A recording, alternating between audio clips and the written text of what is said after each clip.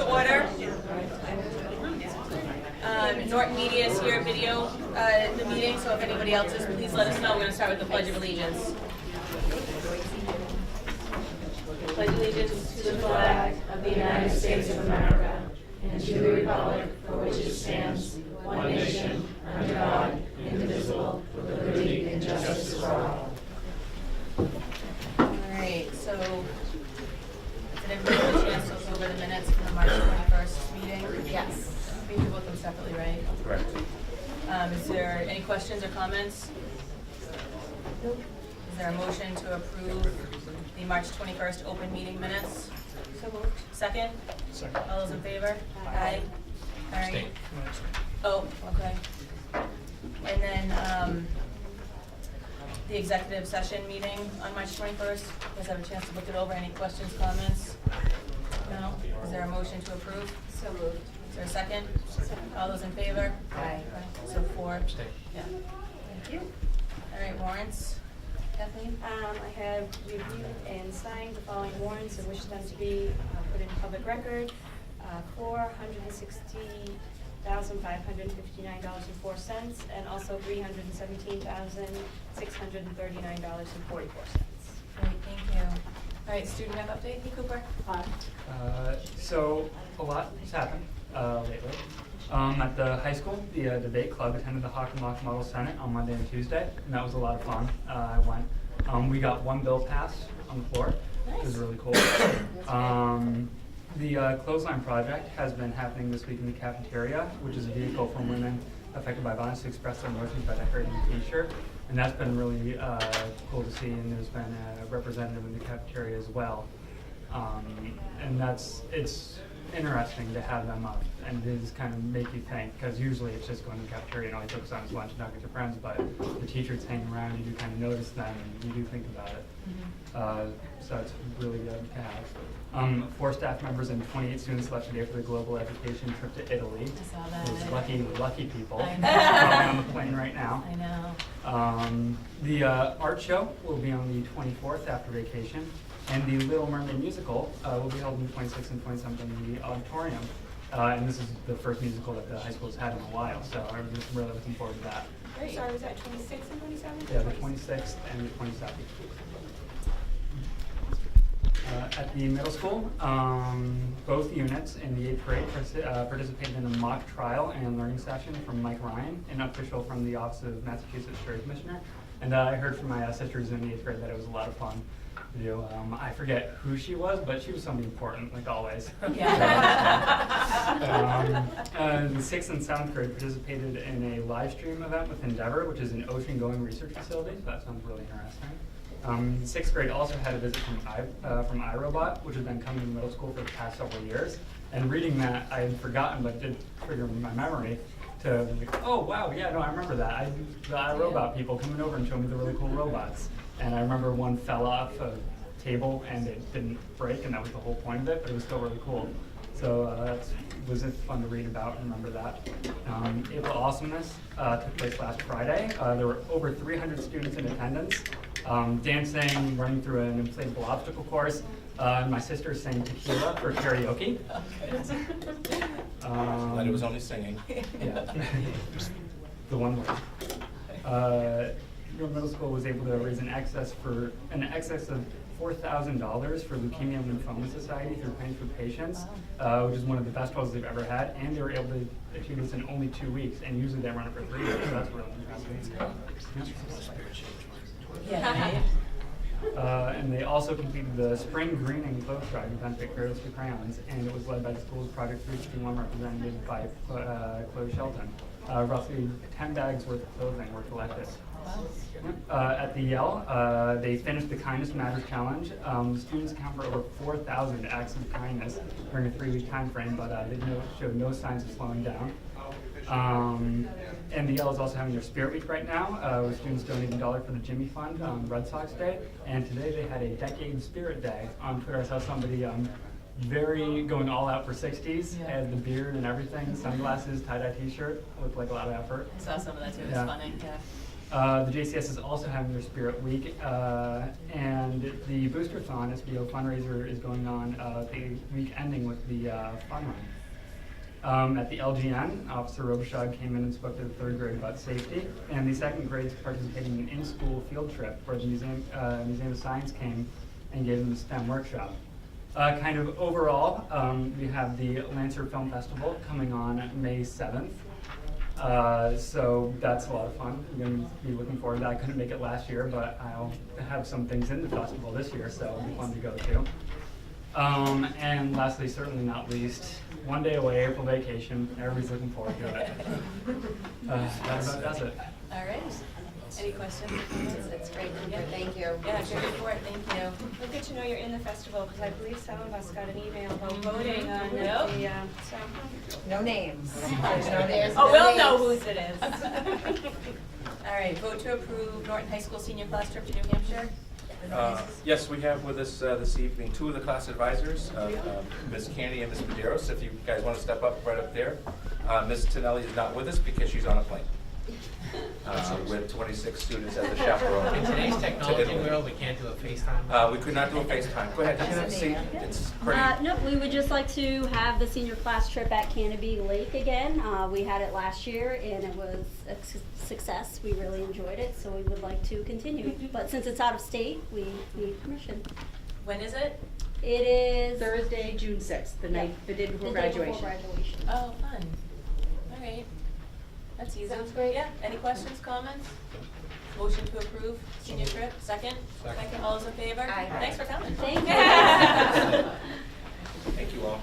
All right, vote to approve RFP for before and after school and summer care, Dr. Veda. Thank you. So as you know, we put out an RFP for our before and after school program.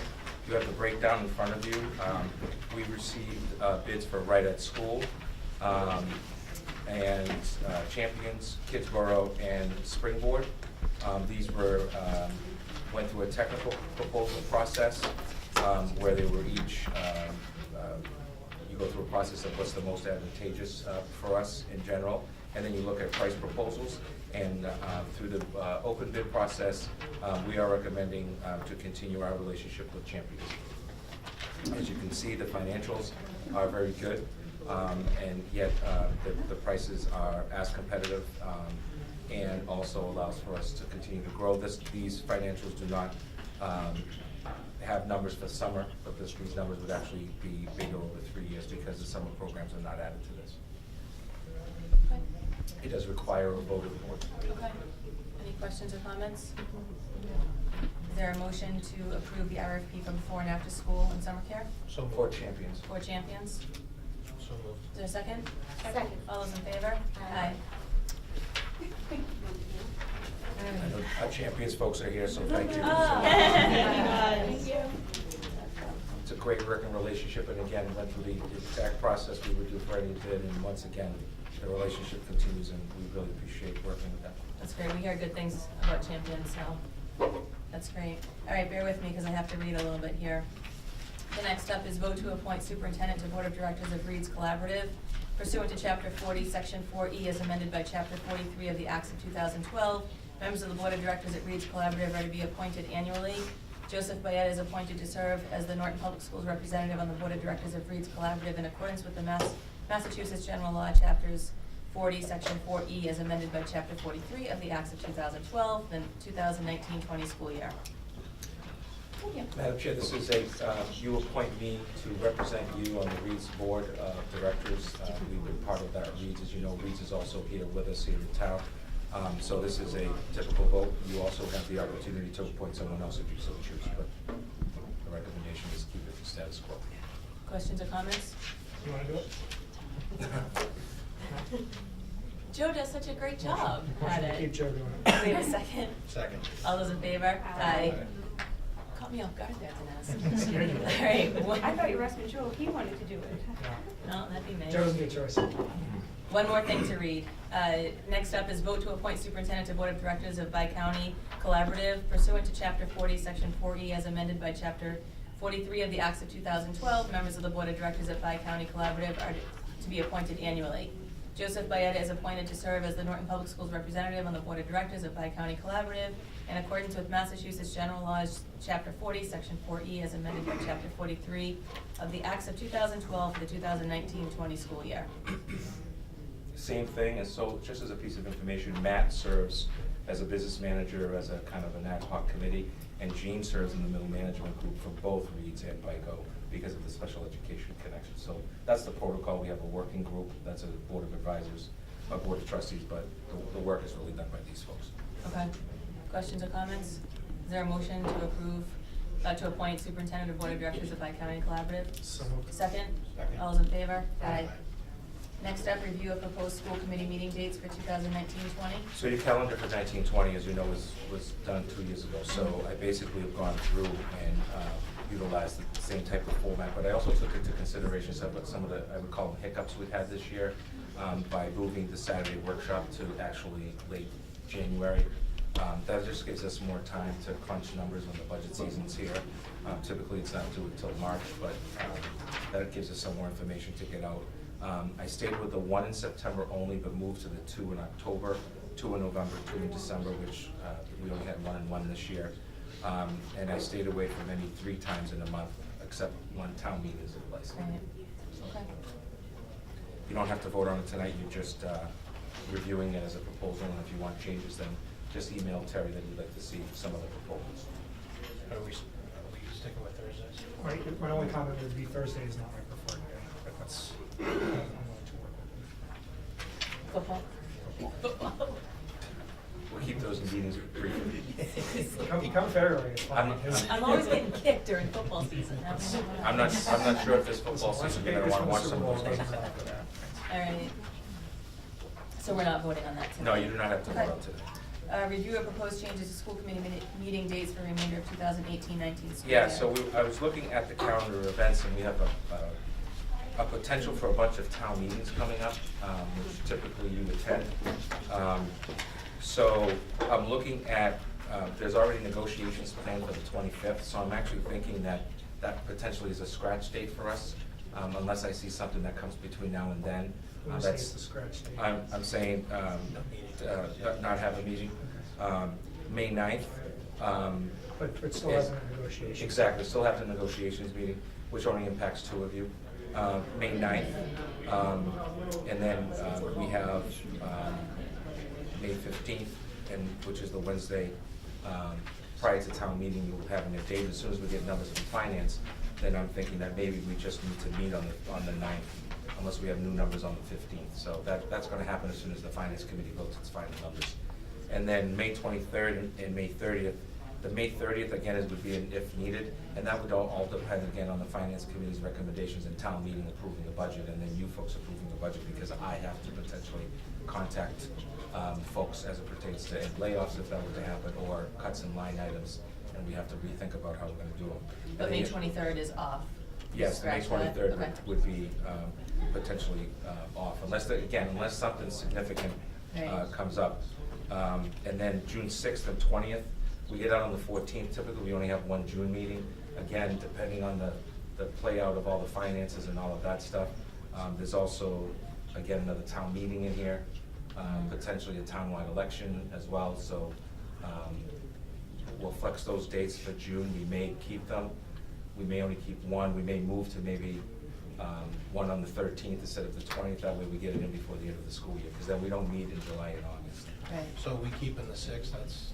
Right now, I'd say the 6 days and the 20th is the one that could potentially be moved to back-to-back Is meetings. the if we need. 6th, sorry to interrupt, but is the 6th That's another reason, yes. the So- middle school play? Yes, I believe so. So that's something else that's come up as well. So these are, I'm just asking you to, we will set it up in June, but with all of the stuff that's going We can on. also go another night also. Correct. Yes, if we're. If the 6th is the middle school play, there's 0 chance I can make that. There's Well, zero And chance that I. Is there a chance that I'll be out on it. Daddy Superintendent can make it either, so. Your wife's working a but- lot for the yes. place. So I have to play dad on that night, more so than superintendent. So we'll keep that in the way, and I'll add that to discussions and look at with the administrators about potentially maybe only having a meeting in June on the 13th. Again, a lot of this comes into play on decisions that are gonna be made in the next few weeks. So should we change our calendars for this, or you're just giving us a heads up, I'm but giving don't you a change heads up, anything I'm giving you a yet? heads up, and I will email If it that, actually changes. exactly. Okay. Okay. And we are meeting next Wednesday, or no, before the special town meeting? No, you won't be posted Okay. for that, because you have no articles related to that whatsoever. Okay. So I didn't even post for a meeting. Okay. Now, again, it's one article is my understanding, Mhm. and it's an article to do with zoning. Correct. So it doesn't impact the school committee's role, but it does impact you as individual residents that may Okay. attend. Got it. Okay, so does that mean we don't have to set up front either? Correct. So, you said that you were just giving us the heads up on this, the one on the 25th, we should decide sooner rather than later. Then I would make a recommendation that we postpone it. Because if we're not gonna do that, we should move the negotiation from here back to your office like we normally do. Okay. Because it's, right now, we're scheduled to have it. So let's do that. Right. So you wanna vote to? We just scrap the Just 25th. scrap the, Yeah. okay. Vote to remove April 25th for a school committee meeting? Yeah. Okay. Okay. So moved. Is there a second? Need a vote? Second. All those in favor? Aye. And then I'll keep you up to date on all the other stuff. Okay. Okay. Yeah, of April. And Okay. we'll reach out to Shannon's here somewhere, actually, so we'll do that at the. Okay. Yeah, it's just a location It's change. just, yeah. And it allows for both sides to not have to rush to the next meeting, so, okay, thank you. And then other business. I do. I have formally announced to the staff at Norton High School and the entire district, we have two principal finalists for the principalship of Norton High School. Ms. Lisa Giuliano is the current active principal of the high school as one finalist, and the other gentleman, the other person's a gentleman by the name of Ethan Dolman, who's the assistant principal in Wayland. Both candidates will be in district on Wednesday the 24th for an evening with parents and staff.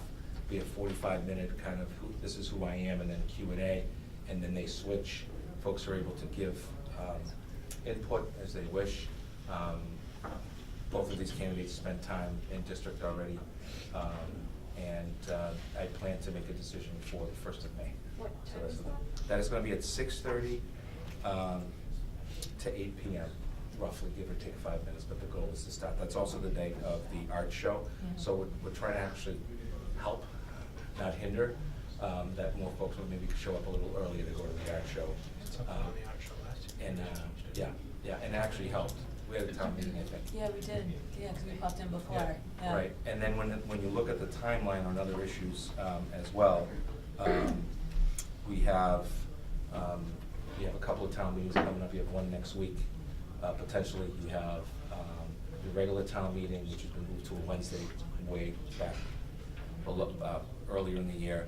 You have a June, I believe it's June 3rd, potential town meeting, with then a June, I don't have the date in front of me, but townwide election. Also, we'll be 19th? 18th, okay. Then we have, so that you know, our building at the high school will be open for election day. I've asked the principal to get some staff and locate them throughout the building, get some substitutes as needed, just to secure the building even more. And we're working with the town clerk with that, and we'll have the same manpower with the police department as we did in the fall, and hopefully that will just keep everybody. Technically the 18th, aren't they? No, I'm talking about the 23rd of Another April. one for you? Yeah, It's a regular. And so let you know,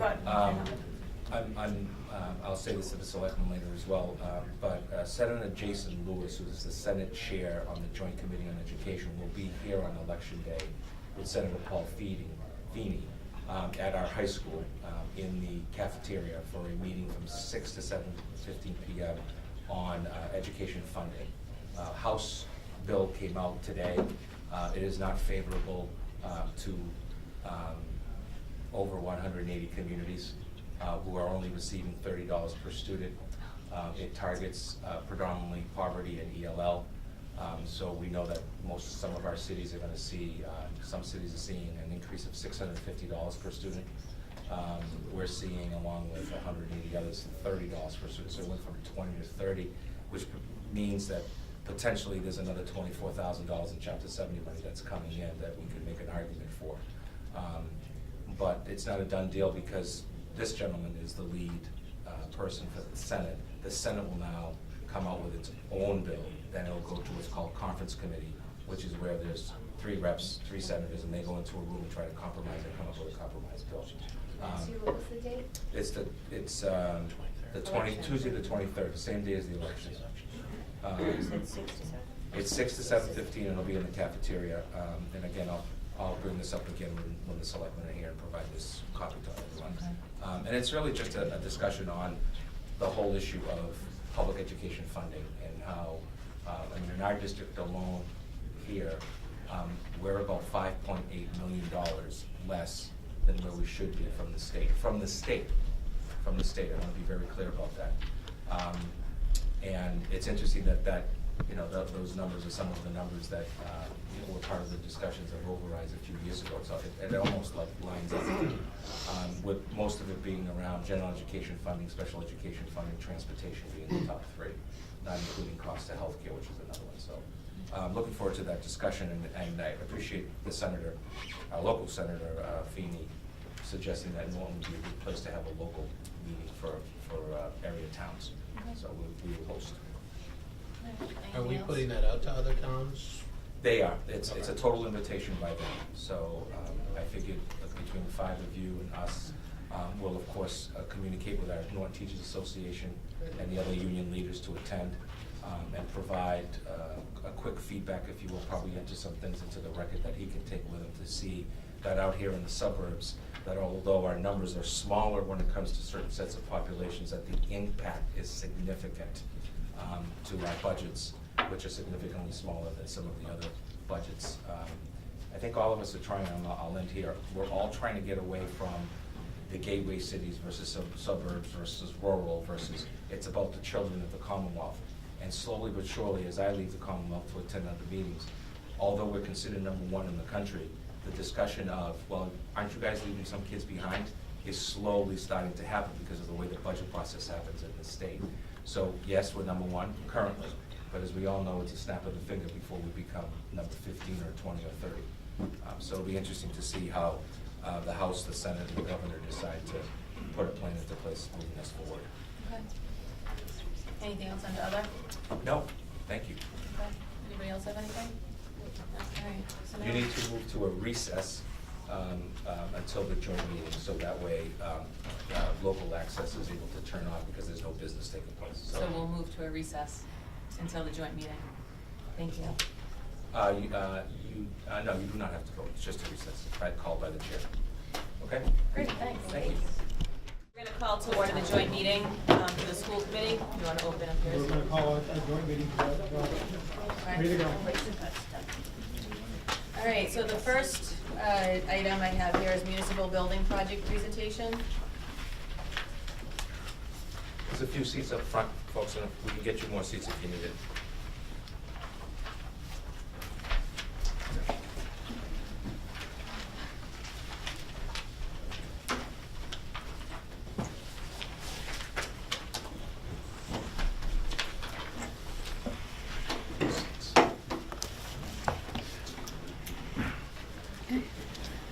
Good Here you evening. go. You can build the cow.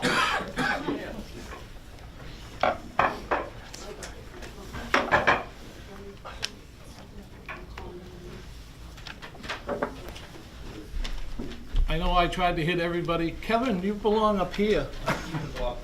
Oh, okay. Just don't let him go to sleep. Does anybody need a handout? I know I hit pretty much the audience. Good evening. Thank you for inviting us to this joint meeting. I'm Jim Slattery. I'm the Vice Chairman of the Building Committee. Also on the Building Committee is,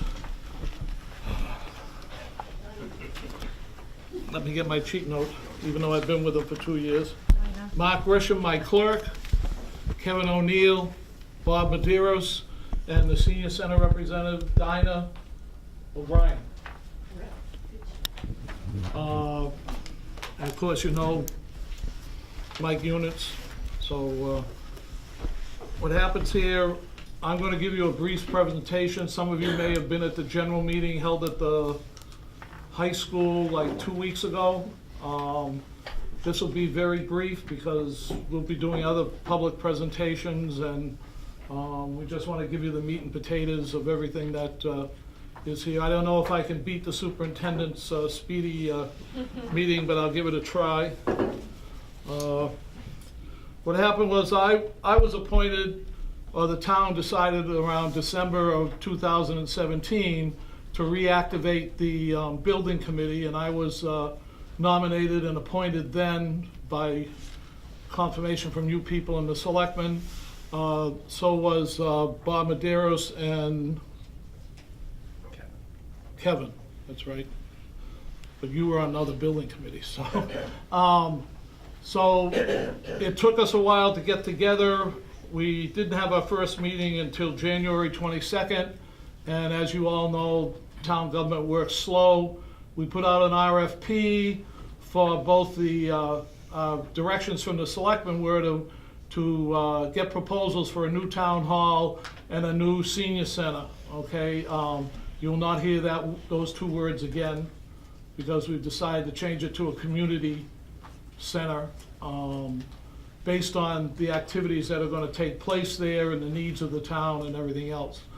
So with the help of Mr. Units, we drew up RFPs for architects. The architects were DBVM, Mike Viveros, and also Joe Bergen from BHA. We had like 10 to 12 architects submit proposals. We evaluated them based on their experience with either a town hall or a community center, and we eliminated down to those two people, and we had meetings with them. They decided that we should go out with, what's the word I'm looking for? RFP? No, the surveys. Feasibility. Feasibility studies. The feasibility study for the town hall was very easy. You just go in and ask each one of the people who man the 15 offices in the town hall what they would like and what they need and look around. The feasibility study for the senior center was much greater because we had to survey the people versus just looking at the building.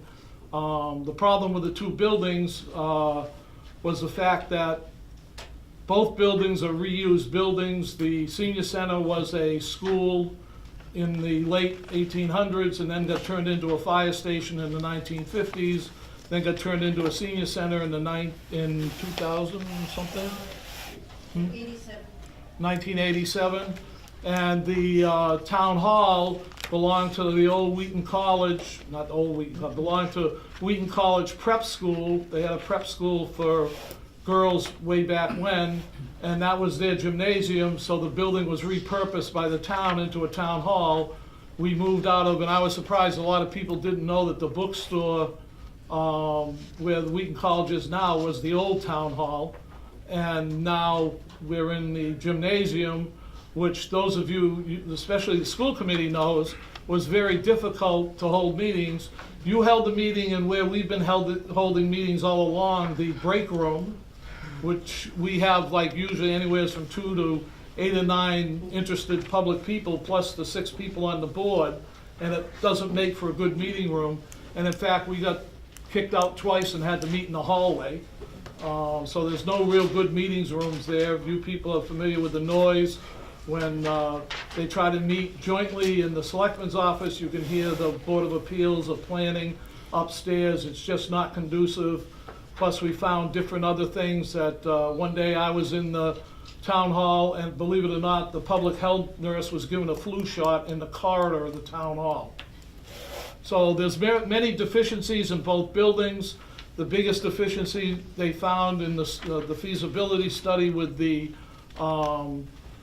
senior center was the fact there's hardly any parking. I think there's parking for like 12 spaces next to it, and after that we have to go behind the school department garage and park out back where we had some incidences of ice and stuff this winter at the senior center, and it's just not a working thing. As far as the town hall goes, all I can say is, and I've said it before and there's been gnashing of teeth, the town hall does not have an occupancy permit, and I don't have to go any further than that. So that's what we did. Then, when they both came back with their feasibility studies, they came up with a drawing. During the feasibility studies, we had probably 4 different sites for each building. Some were with both buildings on the same site, some were not. We tried to go with sites that did not cost the taxpayers any money. They were all owned by the town, or one of them was owned by Wheaton College, and it was supposed to be a land swap or something, but found out that property was too wet. The properties were, there was one on East Main Street down by where the State Highway Department has a salt sand pit there, just as you get off at 495. It's way in back. The prep for that site would be horrendous, and would be a long, narrow place. There was another site that's up across from Playtime, where the senior center is, where the veterinarian is, and there's a couple other businesses across the street, though, on the senior center side, senior housing side of the street. We had another site down on Summer Street, down by the VFW. That was too wet. There was a site proposed to us behind the present town hall.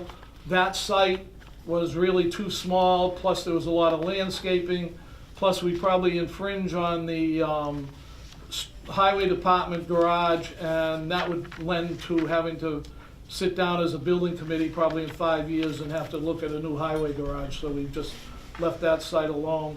We also looked at the empty property next to the town hall. We were very vigorous on that, did 2 or 3 proposals to the owner of the property, and he just wanted too much money for the property, and he thinks he's got a gold mine there, but there's no gold on the property, but he thinks there is.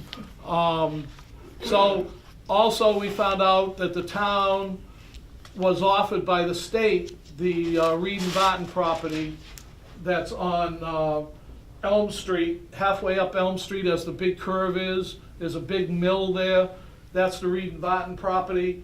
They were offered it 2 or 3 years ago. They refused it because of all the hazardous material and everything else. The state came back about a year and a half ago, proposed to them that if they cleaned it up, would the town take it? And they're now, I don't think there's been any signed agreement, but we said we'd take it if it was absolutely clean. So the federal government's in there doing heavy metal remediation, and the state government's in there doing asbestos remediation, and hopefully that'll be clean in time, that after we go through the political process or the governmental process of getting this approved, the property will be ready and site ready, other than some minor preparations. So so we finally decided on this property because it was big enough. It was not strategically located, but located close enough to the center. There was enough parking. There's parking across the street. There's parking on the senior center side. This would be the town hall here. This would be the community center here. Okay, and we'll end up owning this, so this could be a recreation walking area or whatever. So there's plenty of space here for everything. The plan is to put we talked about trying to keep the costs down. We talked about running a sewer line out to Reservoir Street for sewer, but we figured it was cheaper, talking to the architects, to just put septic over this under this parking lot. So septic for both buildings will be across the street. The neighbors claim this is a high traffic area. I don't think it is, in my own personal opinion, but you know, most of the seniors won't be parking here anyway. We've also heard from the selectmen they might be interested in putting in the lights like Wheaton College has, that you push when you want to cross, if you're not too lazy and just cross because the crosswalk's there. And there'll be flashing yellow lights. And in fact, the sight line is straight almost here to up to the church. As you come here, there's a sharp curve, so as far as traffic and pedestrians and stuff, it should be fairly safe. So this is the site we decided on. What I'm going to do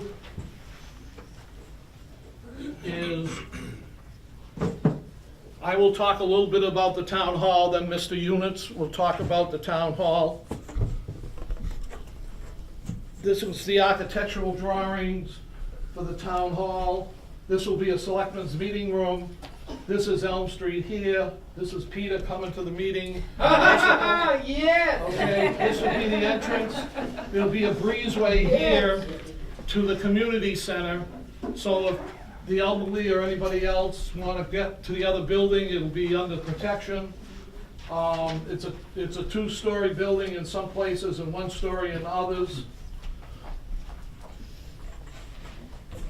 This is another view from Cross Street, the back side of the building. This would be Cross Street here.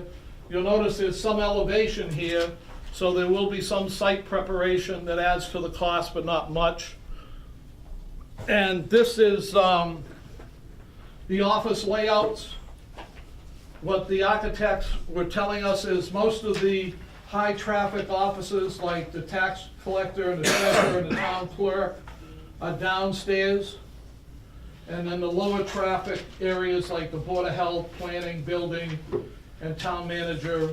We couldn't give the Town Manager a window, we tried, but you'll probably find one somewhere. But and the Board of Selectmen meet downstairs over here. So I will turn it over. We decided, because we went with two different architects, you'll find that the town hall is brick, two-story, and the senior center, or community center, is one-story wood, because we went with two different architects, so they had two different perspectives on what to look for, in that we thought better of having everything on one floor, because we tried to do this. We had three different proposals for 10,000 square foot building, a 15,000 square building, and a 20,000 square foot building. We went with the 10,000, and as long as it's one floor, we don't have to pay for extra stairways, for ADA, for elevators and all that kind of stuff. So here's your breezeway again, here's your town hall, and that's your senior center, senior or community center.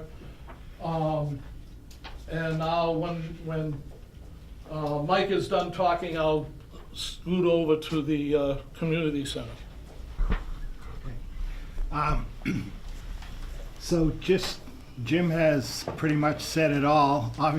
Obviously, you know, our main concerns in the town hall are when residents come in, if they have something confidential to talk to someone about, there's nowhere for them to go. There's no private office space. So the treasurer collector, for example, will sit out in the hall and talk to someone out in the hall while people are walking by. When we try and have meetings, people have to sit in that selectmen's meeting room in those card chairs where they have about, you know, this much space in between chairs, and it's not suitable. It doesn't meet any handicap accessibility guidelines.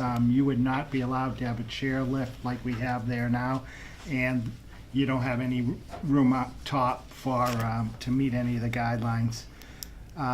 So we would like to have two meeting rooms. Often we have finance committee meeting in the selectmen's room and conservation meeting upstairs, and it's all open, so cable is trying to cover the finance committee meeting, and you can hear what's going on in the conservation meeting in the background. You know, we're trying to accommodate all the meetings that we have in that building. Hopefully we'll have a selectmen's meeting room that it'll be large enough that it should be able to fit 100, 150 people for a large meeting. And the space will also be able to be used for other uses, other people that want to use the meeting room. We're looking between the two buildings to try and have elections in those two buildings rather than continue to have them in the schools. And there should be plenty of parking. And the meeting room's going to be on the first floor, so on the corner of the building, so people will be able to access that room. And with the office space, people were saying to me, how come my office is going to be smaller than it was in this building, or the exact same size? We're not looking to do anything extravagant. And as the architect said, we're not looking to build storage space. We're just looking to build the office space we need to function as a professional operation and to serve the public. Okay. Okay, I guess we're gonna move along to the community center. There we go.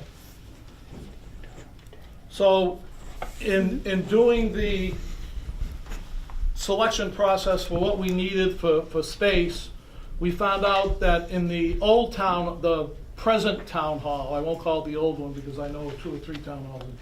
The present town hall, the food pantry is downstairs in the 2-car garage from the police department when the police department was in the town hall. So we had to rearrange our schematic plan to include a food kitchen.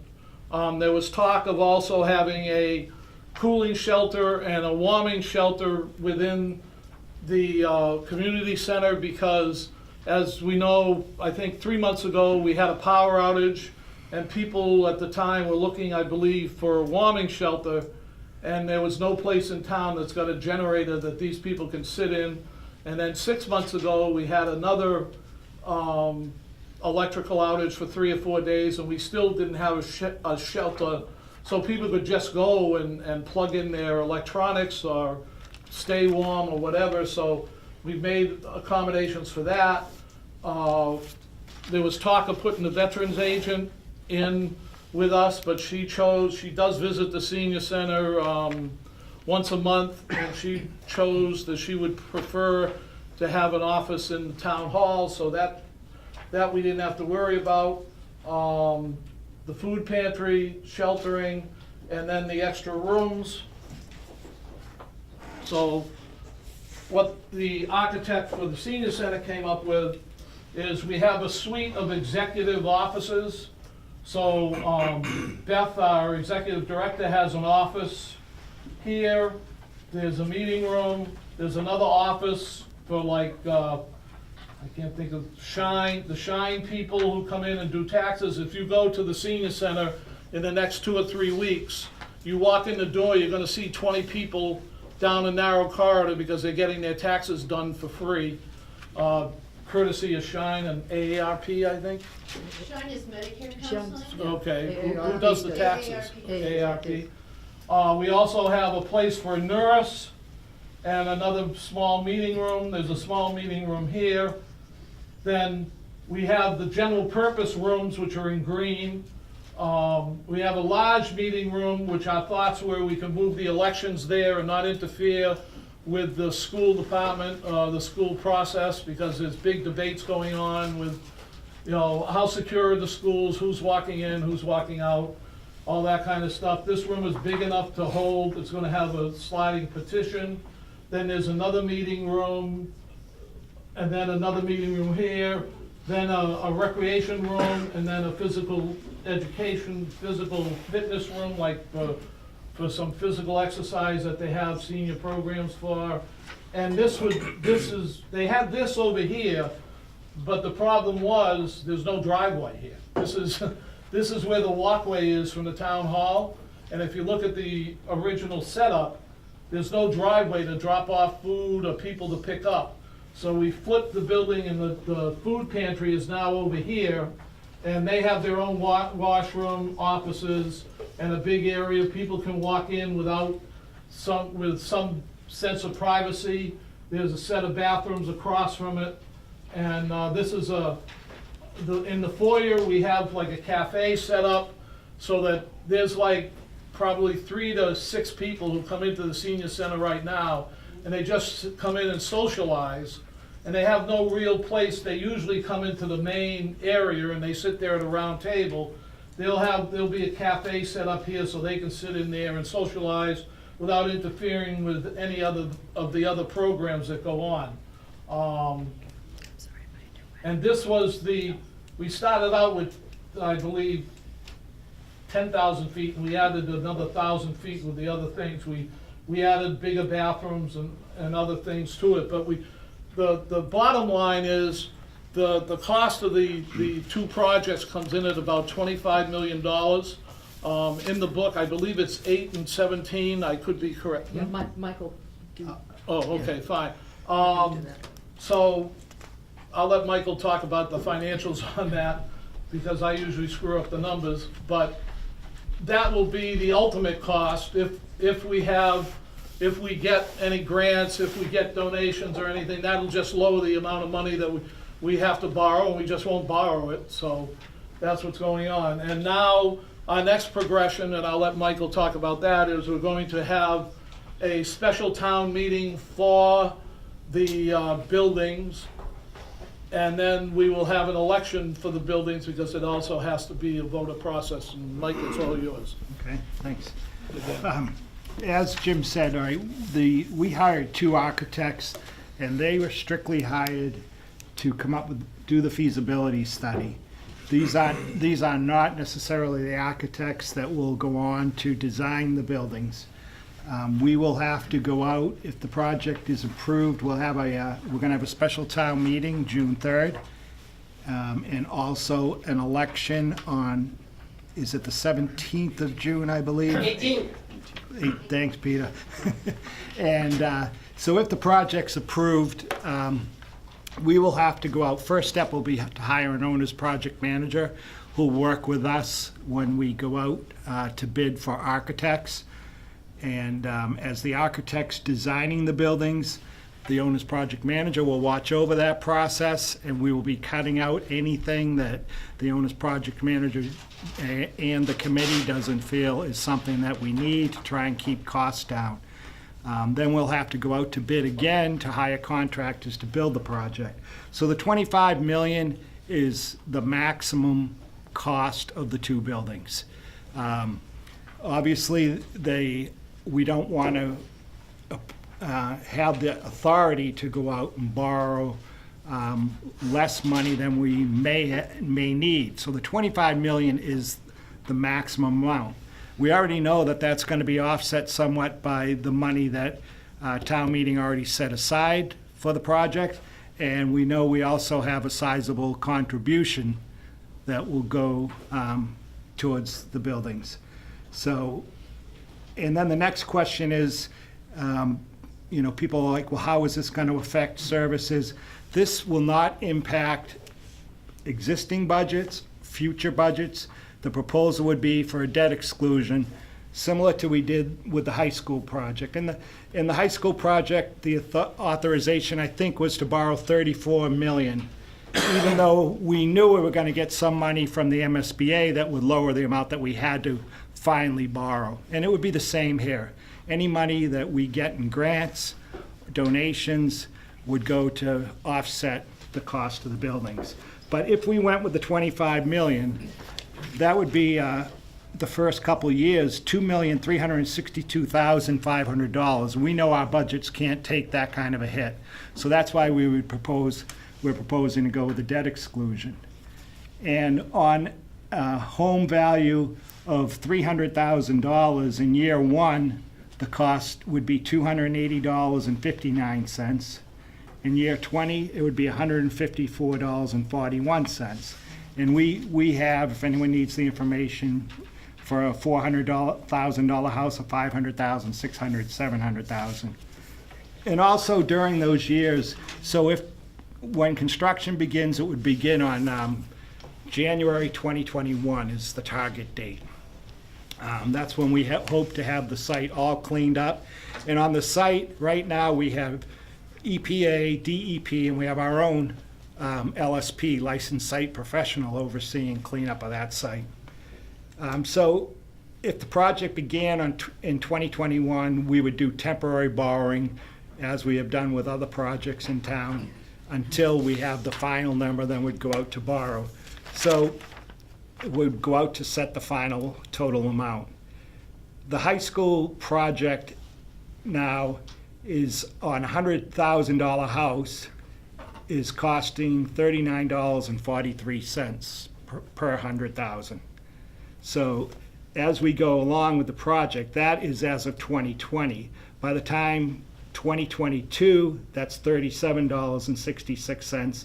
And then that progresses down till it gets into the $20,000 $29 per 100,000 in 2031, and then it's paid off in 2033. So after the first half of the payments on the new building, these payments would be all done. So it would be a less total impact on the taxpayers. And as far as the site, I know the questions came up about infrastructure improvements on Elm Street. Any work we do on Elm Street, sidewalks, crosswalks, traffic signalization, will all be paid out of Chapter 90 money. It won't come out of any money for this project. I'd just like to take a minute to tell you a little bit about the Council on Aging. Jim has done a very good job of walking you through the proposed interior. And I would like to have you focus that we are not adding any new programs in the Council on Aging. But all the programs that are staying there are currently being offered in a room, in a building that is approximately the size of this room within the library. It is an 1,800 square foot building, about the size of a modest home here in Norton. And there are 500 individuals who walk through those doors every week. And we count the individual, not the return individual, but 500 single people. So if you go twice, you only get counted once. So that's quite a population that's going through there. The Norton senior population has risen 85% in the past 10 years, and 90% of the existing Norton residents are going to age in place, according to our survey. They like the community, they're happy with it. The programs that we do offer and the benefits that we're looking forward to are our continuing adult education programs. Everybody at this table and this table are probably young enough to still have parents. As you know, we're not retiring the way we used to retire. We want to continue on Annenberg adult programmings, distant learnings. We'd like to offer something like that. We also would like to continue with a very active grandparents raising grandchildren, which I know impacts certain populations within the school. We provide support for those grandparents who are now in that position. We have fuel assistance. Anyone in town who needs fuel assistance receives it from the Council on Aging as the municipal department.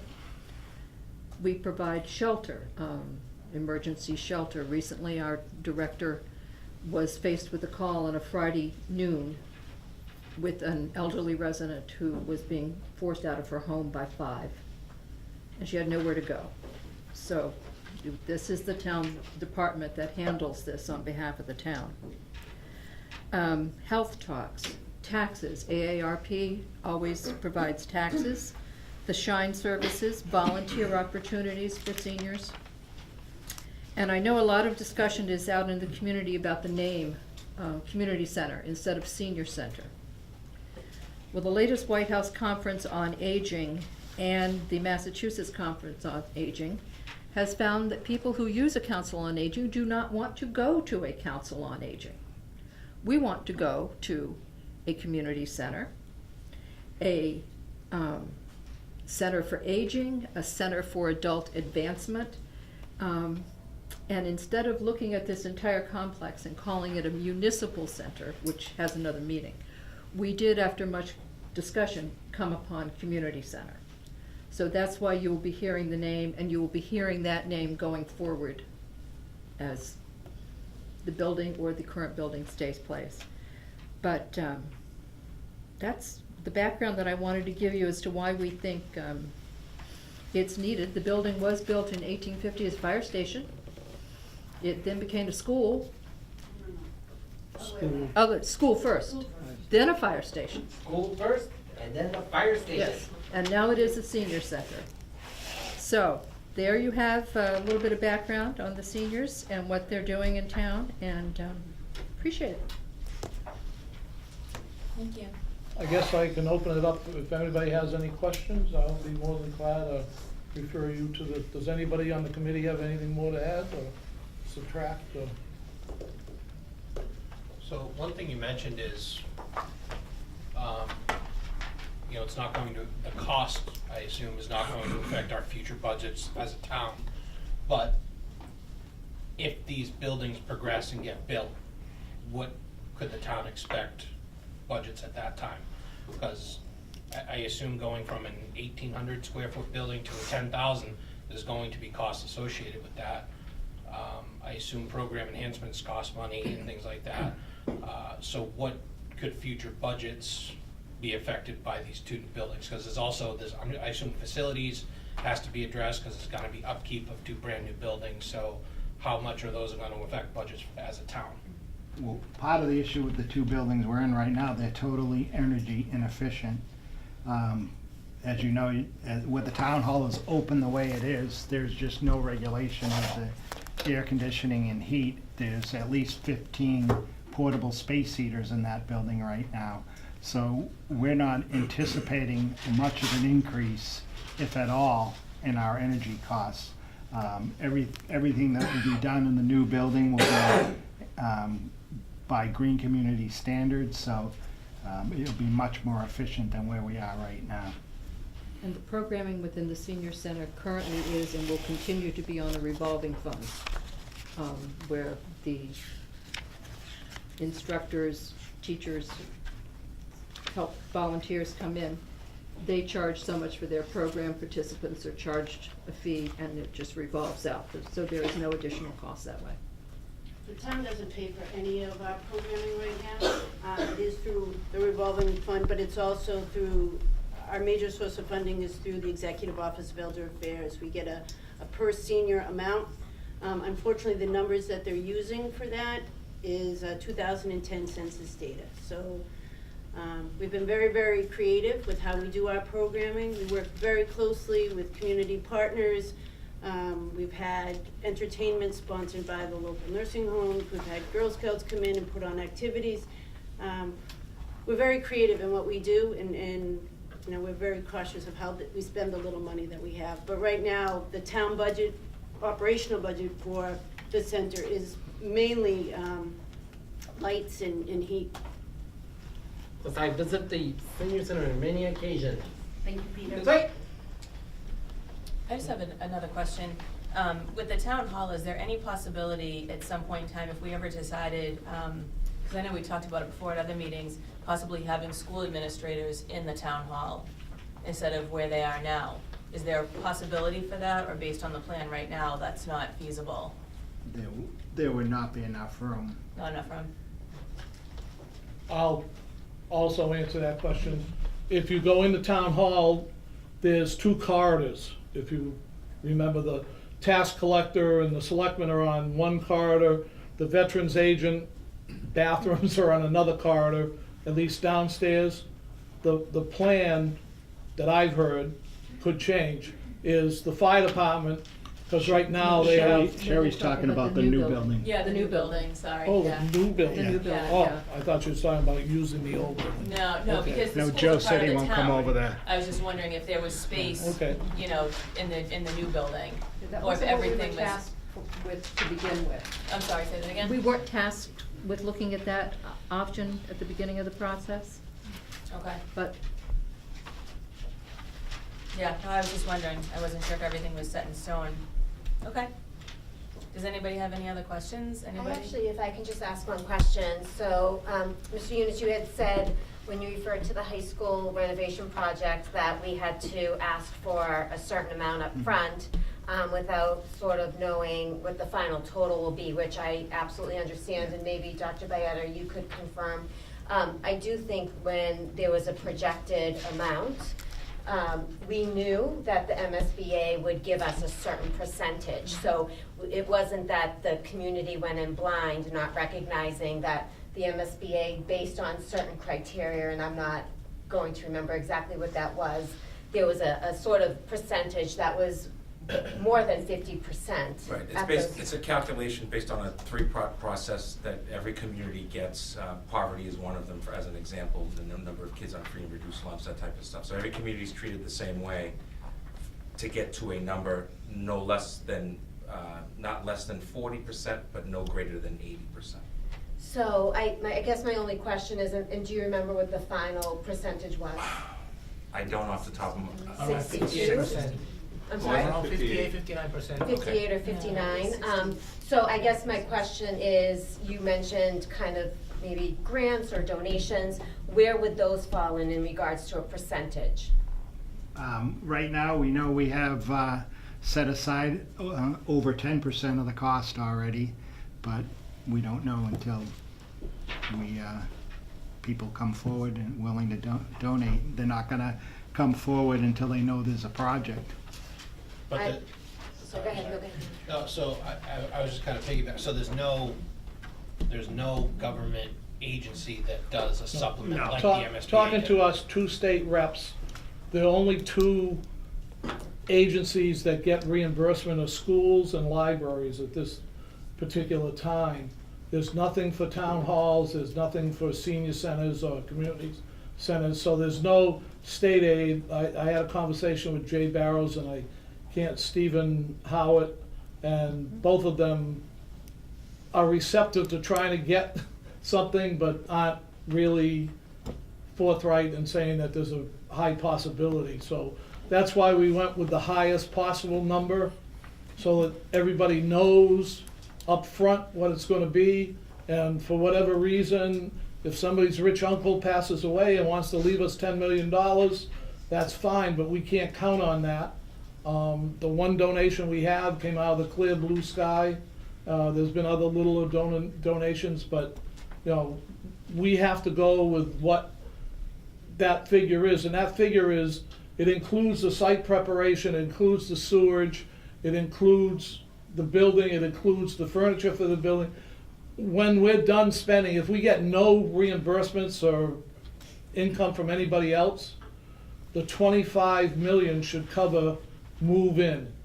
People can walk up to the door and move in, and I'm sure they'll buy pencils or something. Well, I mean, that's what I'm basically trying to say is, you know, we're mentioning the high school debt exclusion, and now we're mentioning this debt exclusion, so, but we're not in apples to apples comparison, so that's what I'm trying to get to the point of, this is a full taxpayer funded. I can minus a answer that little question, but percentage I'll of- let the town manager of answer. grants and donations. Right.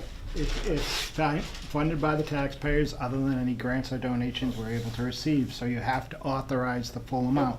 And we know we already have about $3 million, so right now, we only anticipate having to borrow 22 million. You have to be transparent. We don't have the backing of the school building programs. We don't have the backing of the state. Never have, never will. We've had conversations, many conversations over the years, about how we can improve infrastructure in our town, whether it be a fire station, police station, town hall, library. I mean, library gets a certain amount of money, but not a lot. So, obviously, this is gonna come right out of our own pocketbooks, and we have to understand that right from the get-go. This is gonna come right out of tax dollars. There's no way to get around it. No, If there was, we'd be the first to look for it, but there's No. nothing else. My Other point than- was just putting it on record, that's Yeah, all I'm other than saying. getting maybe some grants, working on our state reps and saying, can you help us out, state senators. We don't have the luxury of a program. You know, in the past 2 years, we spent over $40 million on our schools. We, as a town, have spent it, since I've been a selectman, on school facilities, whether it be windows or new high school or, no, I mean, I was here when we built this. So, I mean, over the years, we've spent a lot of money on that side, and we basically spent nothing other than through the library, which was a grant, by the way, we didn't really pay for that, and then it was a donation. The police station was probably one of the only new buildings we built on town government side since I've been on. So, we closed a few, but we haven't built too many of them. But I think it's important to stress the fact that today it may cost $25 million. We wait 3 years, it may cost $28 million. You know, 10 years from now, it may cost $35 million. The price isn't gonna go down, we all know that. We have to deal with prevailing wages. We have to deal with other issues when you're building town municipal buildings, whether it be a school or a town hall, or COA, or a community building, or whatever we're gonna build. So the question really has to be, are we okay, or are we pleased with what we have to work with, which we're not? And how do we make improvements? And unfortunately, the only way it's gonna happen is with debt exclusion. And that's the only way. We could never put this under Prop 2.5. Under the guidelines of Prop 2.5, we'd be bankrupt. So we can't do that. So, to be perfectly clear, the only way we can do it is for a 20-year debt exclusion. And yes, it's gonna cost money, and eventually it's gonna start tapering down. And you're gonna have costs from the last debt exclusion that will eventually, they'll crest, and then start sliding backwards, where this one's still up in there. So it's gonna be, for a number of years, it's gonna be, the first few years, I would say, probably a bit more expensive than the last 10 years. So, you know, it's gonna hurt for a while. When you talk about municipal budgets and staffing and all that, first of all, the COA, for the most part, is pretty self-sufficient. They don't ask a lot from us, and they don't get a lot. We don't give them a lot. Through volunteers, through donations, through grants, that's how they make the programs work. The town hall, I think we've all had the pleasure of spending some time in that building. If anyone wants to take a tour of it, we can arrange for it. I would be afraid to show it to certain people at the state level, because I'm concerned that the basement would probably raise some eyebrows. But I think we have to realistically look at whether or not we can not afford to make this decision now.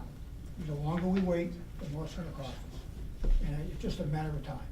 So that's my own personal opinion. I'm not talking on behalf of the board, but I know these folks have done a great job of putting together what they have available, what information they could get.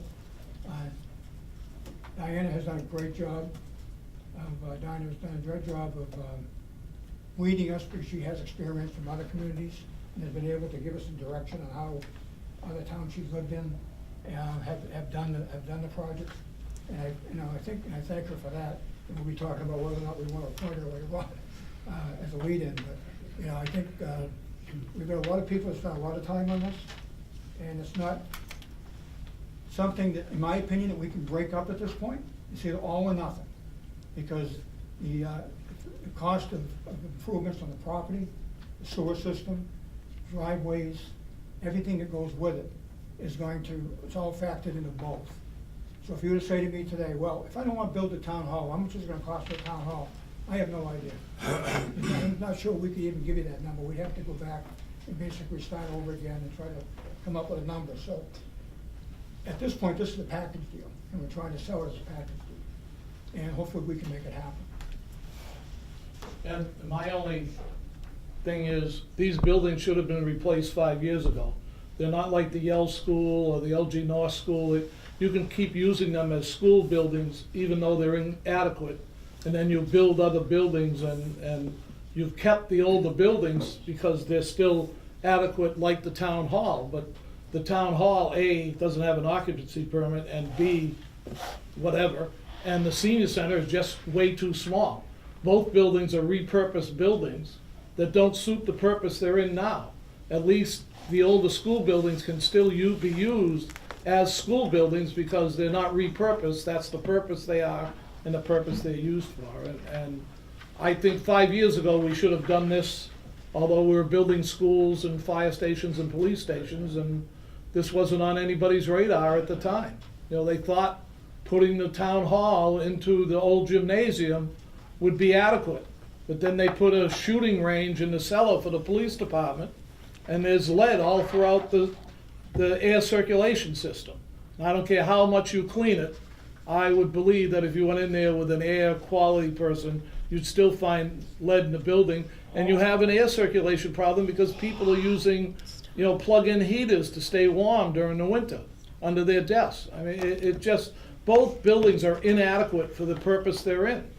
And, to try to put this off because you can't afford it, you can't afford to put it off because it's just gonna, if we get a lawsuit for whatever reason for either building, you'll pay for it then. So why not pay for it now? Okay. The other thing, I just interject one thing, because you have a very good question about funding. I've lived in Norton for 30 years and voted for many buildings and construction. And I've also worked in many municipalities. And looking at the way Norton has financially positioned itself, whether people truly realize it or not, being able to get a Balfour grant and a Board of Library Commissioners grant for the library has saved a lot of money. MSBA, when you rose to the top of the list, you were right there, you jumped on it. that saved a lot of money, which has put us in a good position where we can now afford to add this and grow our community completely as a unified community. We have wonderful schools that represent ourselves. You know, if we can finish this with the side for municipal government and the senior center, we can present a really good face to anybody who is looking to position an industry, who's looking to move into town. And by, you know, taking these things in the order that the town has taken them, we are financially in a good place, in a good position. So I think we all need to remember that going along, you know, that we are working together towards this. So it's good. So, do you have something, Ryan? Just a quick comment on that. So we don't really have any way to know that though, right? The idea that we're now in a good place to do this, because this is not a town-funded venture. It's funded by individual citizens. So we don't actually know if people are in a position to pay extra taxes. You're making a huge assumption. No, I'm assuming, because if you look at the amount of room that's available on the tax levy, that we can't The amount of afford. room that's available on the tax levy is not the same as what people No, can it's afford not, to but pay. if you look at that and how the town has managed its finances. Right. We have, So what you're saying is we're in a good position to borrow a bunch of money. yes, we are. And that may be true. And but that gives us a very that good and- rate. That and we're in a good place to afford this are not the same statement. If we put it off any longer, we could see our bond rating drop. That's absolutely true. Absolutely. That is true. That still presupposes that somehow people can afford to pay You know, this. to I be know that we honest with had you- 2 overrides recently, and one of the big things was, and it was particularly with the elderly, they couldn't afford $1 more. Well- This is going to cripple some people.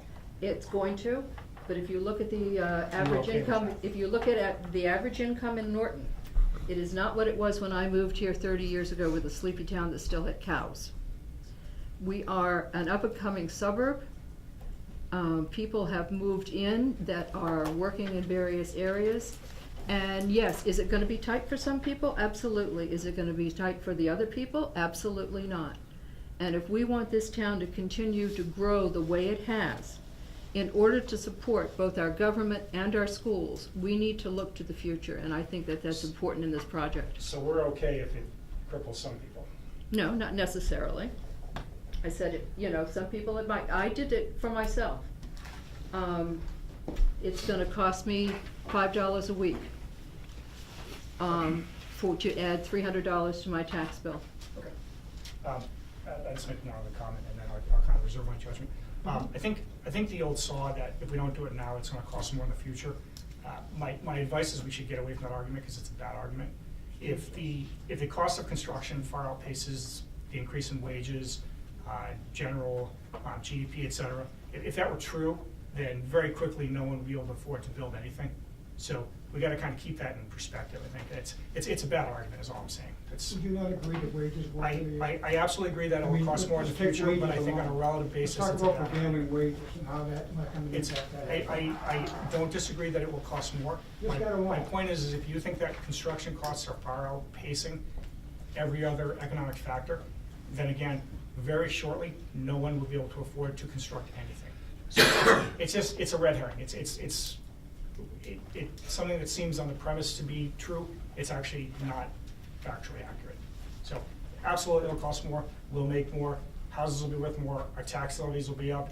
I mean, every year our tax base goes up. It's just not. It's not a good argument. I'm not saying that there are other good reasons to do it now or not do it now. I'm saying that that's not a good argument. That's all I'm saying. So, go ahead. I just have a couple of questions or comments, because I've been in both buildings. I've spent a lot of time in the senior center, visiting, and also the town hall, and there's no doubt that these buildings need to be done. There's no doubt. But a couple of comments or things that I'm hearing in town, feedback, at the last presentation that you guys did, which I forget when it was April or the end of March, whenever it was, Bob, you had mentioned that you kind of wanted to slow things down, and kind of get all the facts together, and then we hear at the last Board of Selectmen meeting that we're voting in June. So that's the first one that just is some concern in the community that I'm hearing feedback on. The second is, you know, we live in Norton, right? We know we've had 2 overrides fail in the last, couple of years, whatever. We pass something like this, when we have an operating budget that can't be met, and I get, before you even jump there, that, it's 2 different things, to the townspeople, it's not. It's still money coming out of their pockets, right? So if we pass something like this, how are we ever gonna fix this budget that every year we fight over? And it's just, at some point, we have to fix our budget at the same time. So why wouldn't we look into this project and also a general override, operational override, to fix our budget? 2 years ago, we asked for a $2 million split right down the middle between the town and the schools that could have solved a lot of problems of where we are for the last 2 years and trying to find, fix our budgets. So why can't we put an operational override in with this debt exclusion for the project for $25 million? My general impression out there is, and I'm talking to people too, is if this debt exclusion doesn't go through, the chances of ever getting a general override, you might as well kiss them goodbye. Because now you're making a division between town agencies and schools. And that's something we're trying to avoid, I know I'm trying to avoid. If we shut down the possibility of an override for any reason. First of all, school committee's an elected board. You guys can call for an override anytime you want. You don't need us. You guys can do it anytime you want. So the question of whether or not we should go for another override, I think combining the 2 would definitely kill them both, is my opinion. So you take one and you try to work with it, you try to build a better atmosphere in the community. You try to make the town buildings more accessible and more adequate for what we're trying to use them for. Once you get to that step, then you talk about, because you know what, I don't care what anybody says, you build new buildings, you gotta hire a few new people. We did it with the schools. We talked about, oh no, if we save this on energy, we won't have to do this. We put an addition on the high school, we'll save all kinds of money. I haven't seen it. So the point of the matter is, we shouldn't, again, be transparent. We shouldn't be talking about, well, no, it's not gonna cost us any more to maintain these buildings. Of course it is. Let's face it.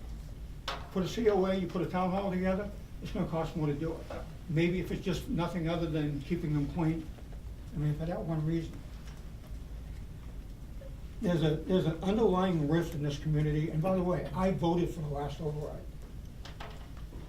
And I will tell you that if this one fails, the possibility of us working collectively together to come up with another general override, kiss it goodbye for a long time. Because it's gonna cause such a rift in this community, and none of us are gonna be able to mend it. See, my impression is that it would be, that if you did both, it would be working together more. Because you get your new town hall and senior center, and then you get a general override, which for school people will see the benefit for, maybe lowering our bus fees or our athletic fees, things like that. So that, I'm actually thinking the complete opposite of you, and based on others that I've talked to, because let's face it, we have different groups of friends. So that's kind of what I'm hearing, is if they're gonna do that project, why wouldn't they put on an operational override to almost make it seem like it's for the entire Norton population to benefit everybody? In my opinion, you're talking about 2 different issues. You're talking about infrastructure, and you're talking about running your community. Right, because we have 2 big issues there. Yeah, we want to run it, and I get it. But we never had this conversation when we talked about the high school. When we went for the high school debt exclusion, we didn't come to you and say, hey, we want to open up Charlie Fire Station. To me, it's almost like it's negotiation to a certain extent.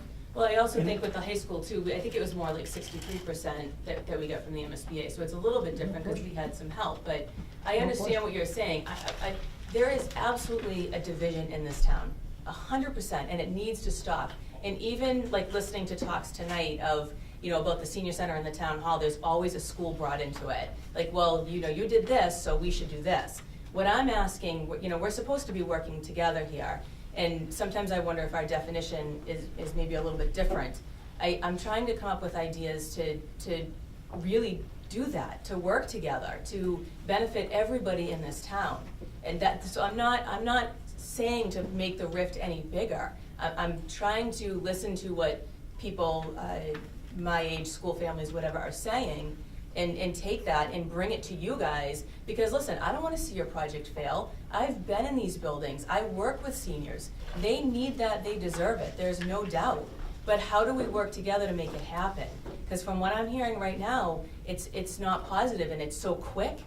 People feel like it's so quick that, you know, they're just questioning everything. So because we're at a joint meeting working together, I just wanna bring up what I'm hearing for feedback, you know, to make this as positive, you know, to go in a positive direction for everybody.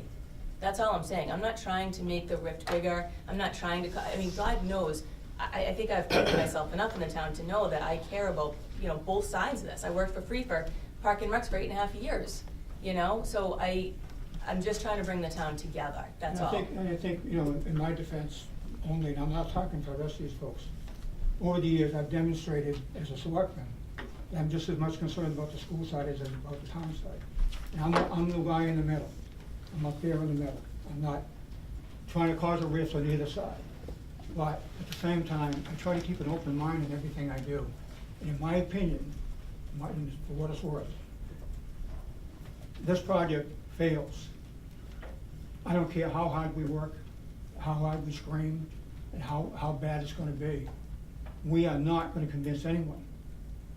When you got 21% of your population that is senior now, how do you convince them that we have to do better for our schools? And there's no doubt in my mind, I've been very supportive of the school side of the budget. I've done everything I possibly can to help based on the restrictions we have in the part of 2.5. 2.5 killed us back in the 70s, before my time. Actually, I wasn't even involved when 2.5 came about. The perception that, you know, we raise our taxes 2.5% a year is true. It's only based, we're gonna spend $55 million this year. We only based that 2.5 on the first 30, not the total 55. So when you're looking at that, the rest of that money has to come from somewhere. This board has worked very hard to increase industry in town, get creative. We've got a solar farm on Bear Road that's taking a lot of heat right now, because we thought maybe the $200,000 a year would make sense, you know, to help us for 20 years. Whether it goes through or not, I don't know, but we should try. You know, whether or not we agree with it or not, it's a whole different story. But I So think, let's hope that this plan passes this time, but let's just think about going forward. What if it doesn't? Then what's the plan? Then what do we do then? If this fails in June, then what? How, do you guys go back again? What's the process? That has happened before in Norton, correct? I don't think the debt exclusion for the school project passed the first time, did it? No, it did. The one in 2011, it did. And if you think back when that debt exclusion was passed, we were in the midst of the worst recession since the Great Depression. And look at what budgets in the town were then. Now we're in an era right now where the town budget has increased $7.5 million between 2005 and 2019. So how people voted for that back then, and people were in support of that debt exclusion, Right, but I'm not even though asking- budgets were the Yeah, no, worst. I'm not asking about that though. I'm asking what's the plan? Like, Well, I'm let's just hope this answering- passes in June. I'm just answering your first scenario that, you know, about if we do this, what are we gonna do about the budgets? Well, those budgets back then were brutal. After 2008, everything was slashed, and it still moved forward and people passed it. Now we're in a time when we're increasing the budgets more than we ever have in the past, and so it should be Yeah, but I a think much better it's time to tough. come forward. Yeah, it's tough for us when we're not getting level services. And obviously, if it though. doesn't pass the building committee, then we'll sit down and figure out, you know, what has to change or where Right. they went wrong. And Well, that's what and you know, listen, it's not that anyone went wrong, it's just what the town decides, right? I mean, you guys have worked very hard on this. It's a beautiful facility.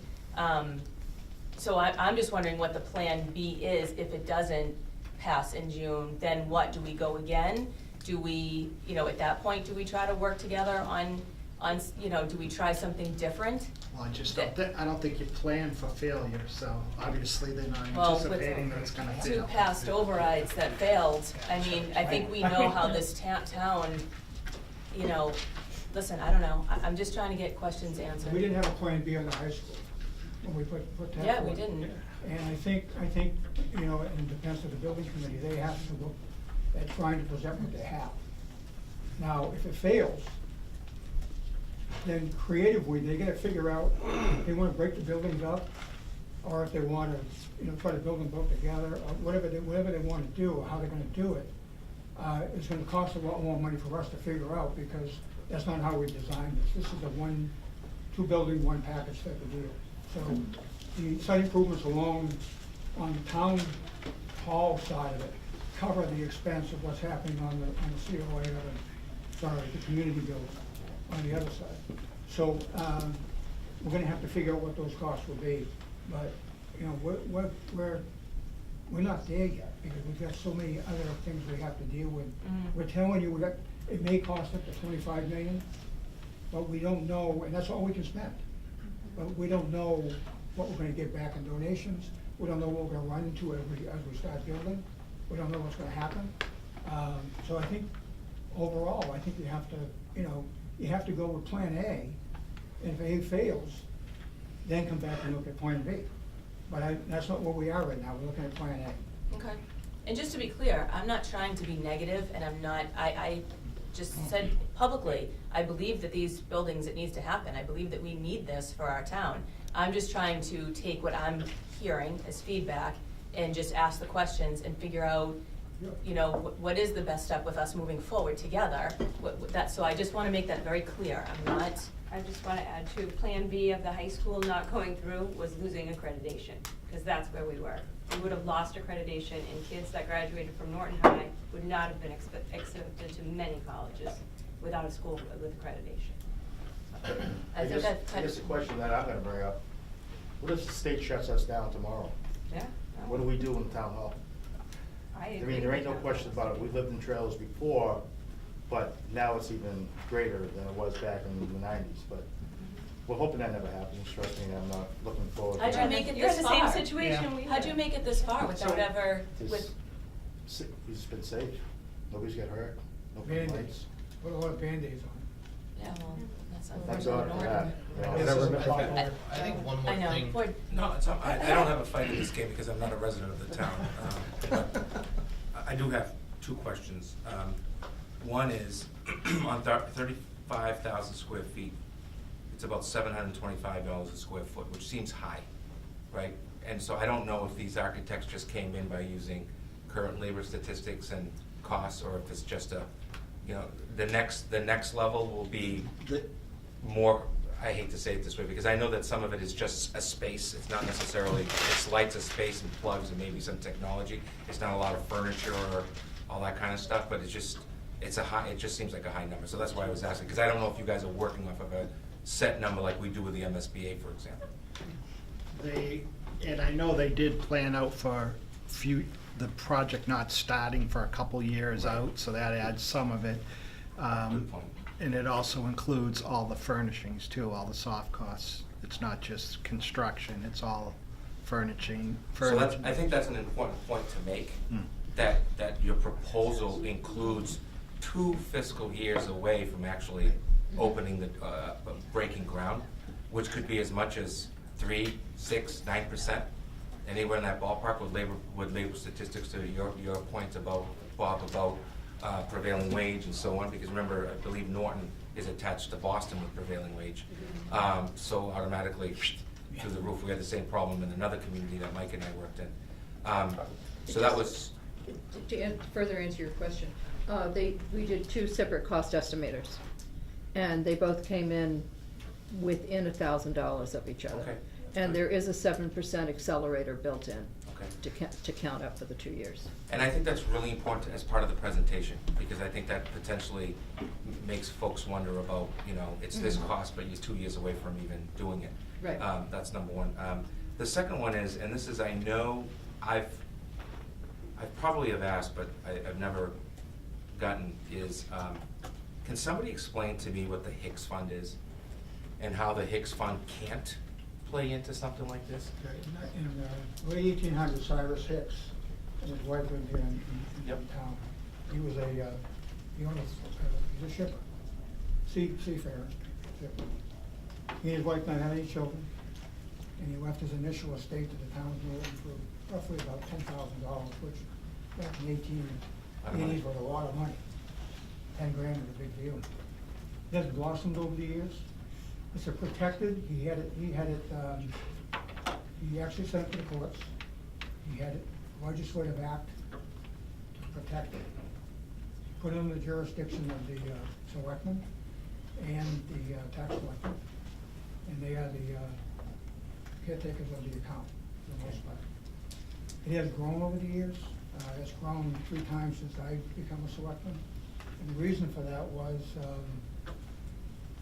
the investment that was being made, the selectmen had the ability to get a stipend from it. And every time they had a meeting, they got a stipend. So every month they were having a meeting, and they were draining the account. And then when, as a brand new selectman, we actually took it back to court and protected it. Since that day, 1995, it has grown 3 times its size. Now, over the years, the town has attempted to break the account. So the last time they tried was in the 30s. They sued to get the money from the account at that time, and it was get back, and there's no way we can touch the actual principal of this account. So the funds can only go towards what? We go to the cemeteries, Okay. people to cemeteries. So when we transfer $100,000 Right. at the beginning of every year, if you listen to the presentation when we do our annual, like May, we're doing it again. We transfer $100,000 from the Hicks Fund to the general fund. Right. We can't be specific, but that $100,000 is designed to use for cemeteries only. That's what it's designed for. It's the only use we can have. So if we have a good year, we've actually, in the past, I know since I've been on the board, one year we actually gave $150,000.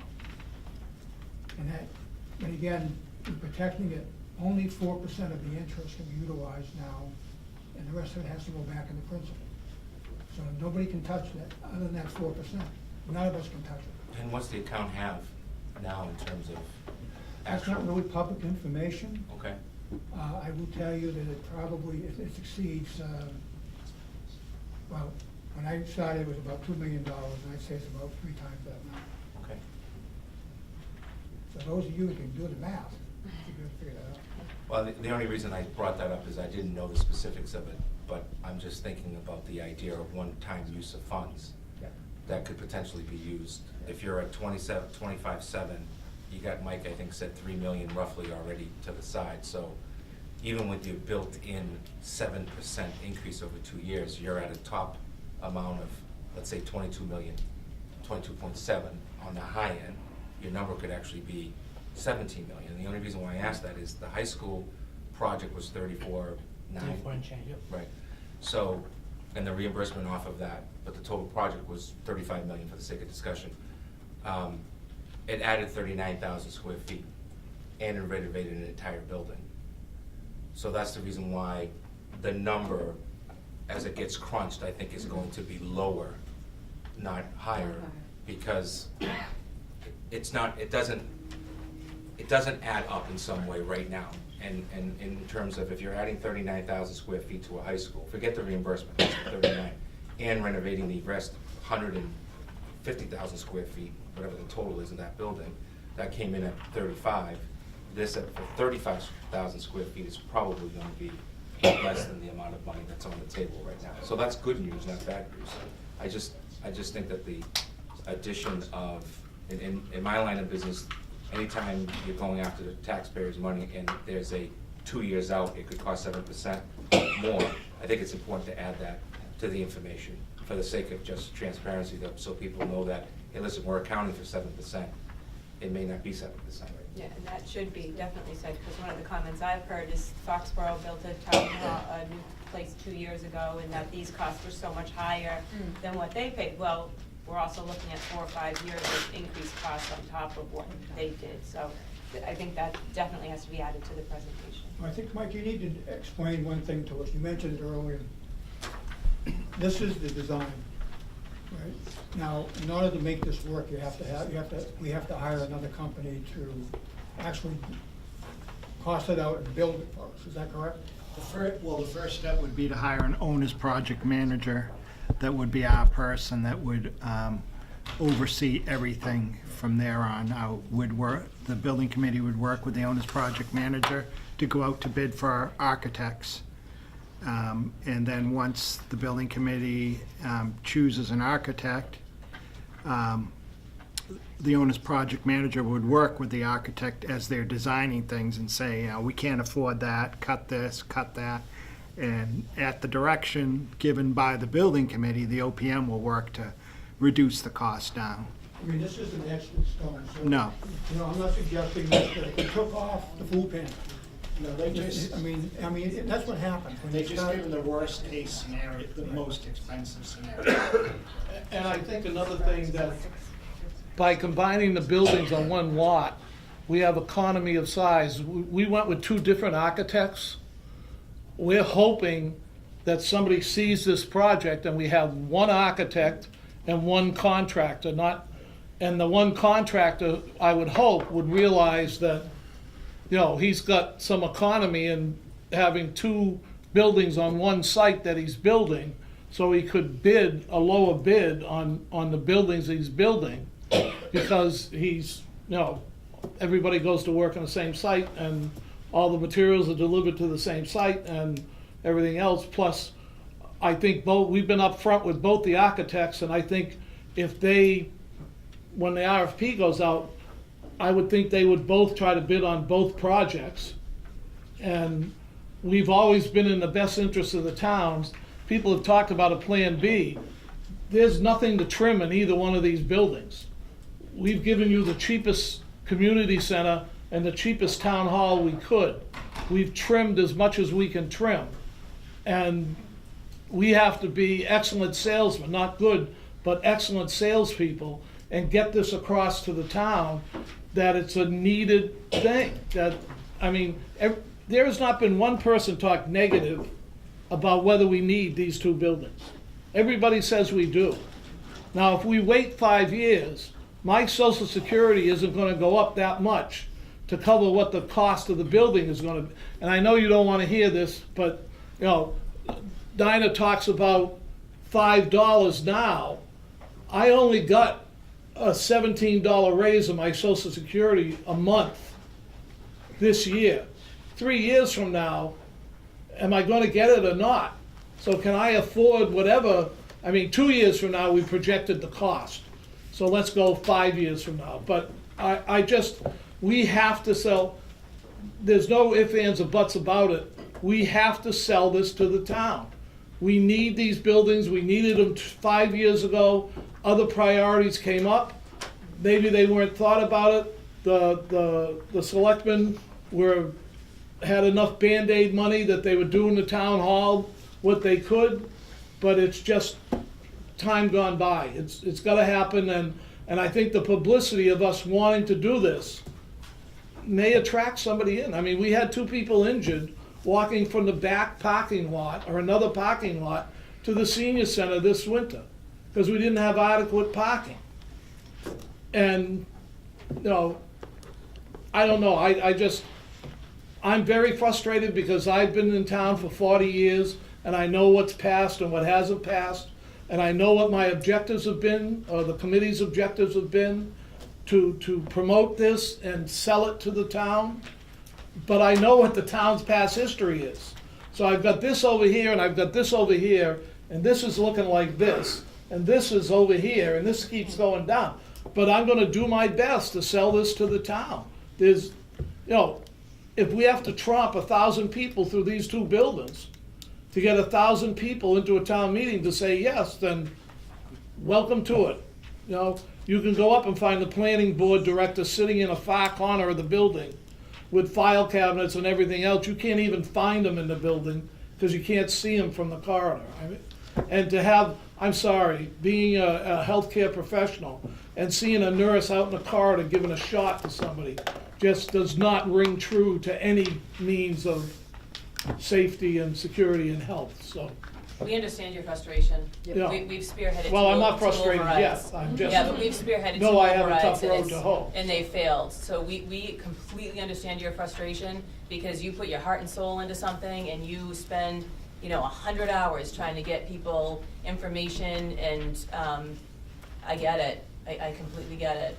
By the So, way, one of the questions that keeps coming up, why do we have two different designers? We did two different RFPs. We had one design for the Council on Aging, we had one for the Town Hall. Anticipating we were gonna put them in different places. It was never, at that time, we weren't talking about putting them together. So when people ask that question, that's the reason why. Fortunately, they seem to have worked well together and come up with a sort of type of plan that kind of works. One's brick, one's wood, but that's okay. I mean, together they seem to look pretty good.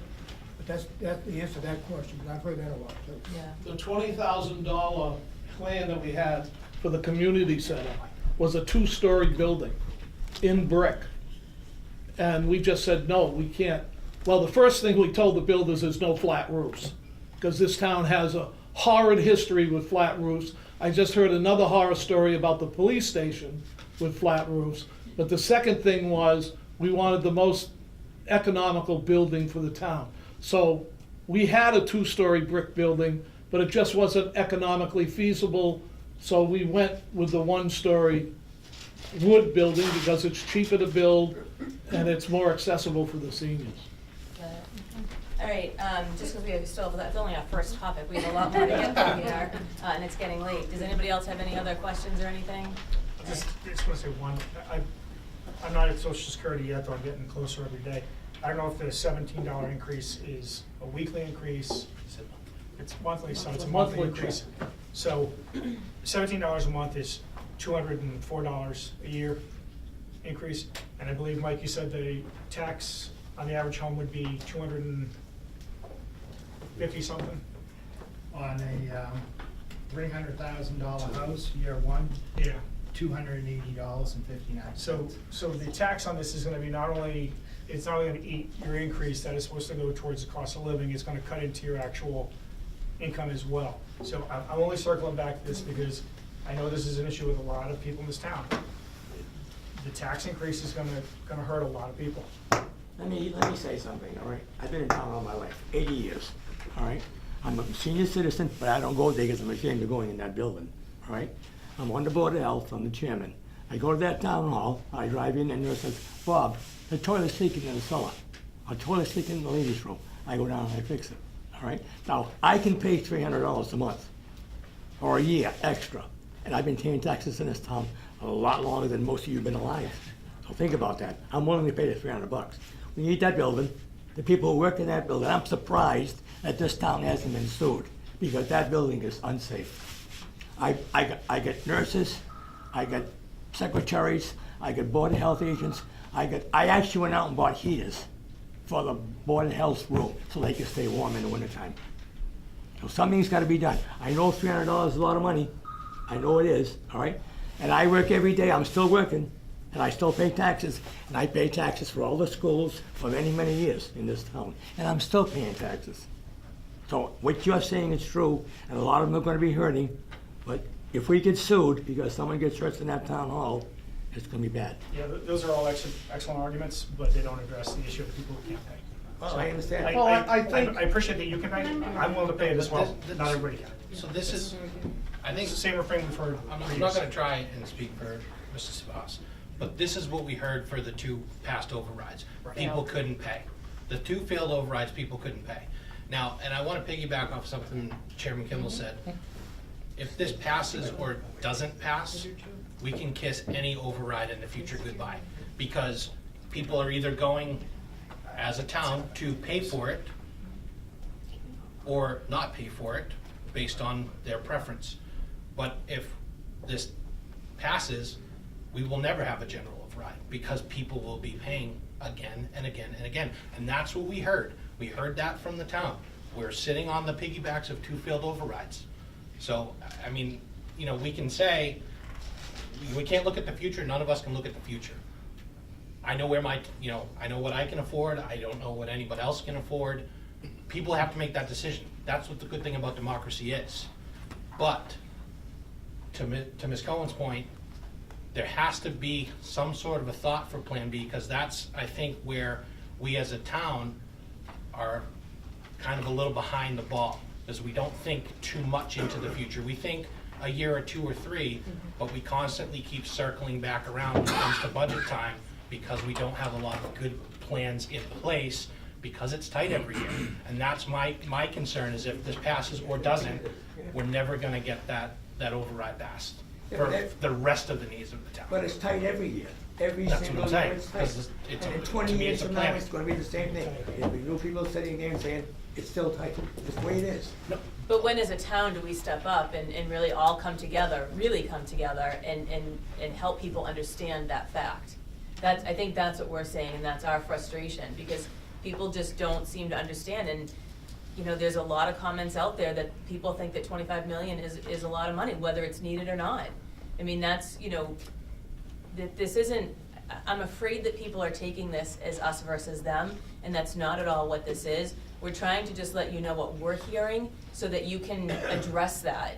I hear it every day. I'm out there every single day and I hear it. Okay. I hear the all right. same thing, all right? Can I say something? Sure. Go ahead, Beth. I'm Beth Rossi. I'm the Director of Human Services and the Director of the Senior Center in town. So I have firsthand knowledge of working with people who are struggling on a day-to-day basis. Both our families who are struggling come to my center looking for assistance, and as the seniors on the other end. So I think it's really important. We don't know how anyone voted. And I think I talk to people, and I've talked to as many families who couldn't vote for an override as seniors who couldn't. I've also talked to many seniors who say, Beth, I'm gonna vote for the override, the past override, because my grandkids are in that school. Or, Beth, I can't do it, but I want to. So, I don't know, talk about, we need to not judge. And you know, just because somebody's older, it doesn't mean they voted one way or another. I've heard it all. I've heard, and I think we have a tendency to do that. One of the things that we do really great in this town is we help the people in need. We're a 2-man show over at the Senior Center. We have myself and Kathy Varnum, who's an outreach worker. And all day long, you know, we work to improve the quality of life of all the people in this town who are struggling. And I don't know, to think that it's one population against another, I just have a hard time with that. We're a community and we vary. And I see the same thing with the Board of Health. We have people who come in who had trouble. She took care of one person that was shut out of her house. That goes to the Board of Health and it goes to her. And I see it every day, all right? And the money's not there. I understand that. We all understand the money's not there. But something's gotta be done somewhere. I mean, they're working in a town hall. It's terrible.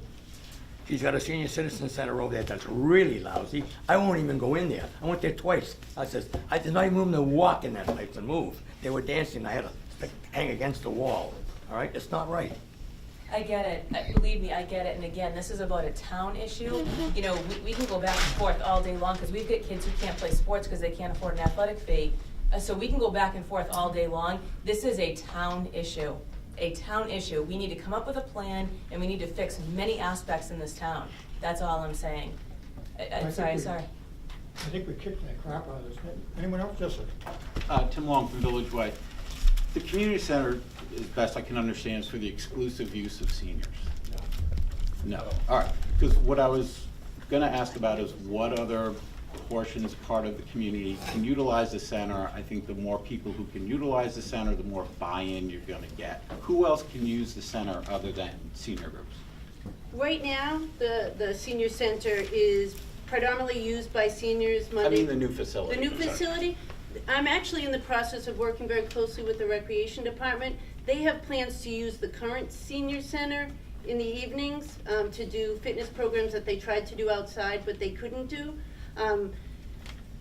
The current, I can't say what's gonna happen in the future. My goal is to have that building hopping with people all the time. That would be great. I also wanna say that, you know, there is a need for a senior center, for a place for older residents to get the services that they need. I'm envisioning that in my head, that would be the same hours. So from 9:30 to 3:30, that would be the time for the senior programming. I think maybe we'll have some lifelong learning opportunities in the evening for all ages. We'll have intergenerational events. I mean, the opportunities are endless. I just started a program at a therapeutic horse farm in town where I have seniors, I've got people about a little younger than me, and then I have a 22-year-old. So I think it's great. I think the opportunities are there. I think we've had a lot of discussions about the community rooms, the major portion of the facility itself, where we can get, if you want Cub Scouts to have a place to meet, they can do it. Place is gonna be open, not just during the day, it'll be open at nighttime also. If you wanna have the kids have a place for a dance other than schools, be a place that they can go. If there's something, anybody in the community wants to have a gathering, that facility will be available. One important factor is the community building being a shelter.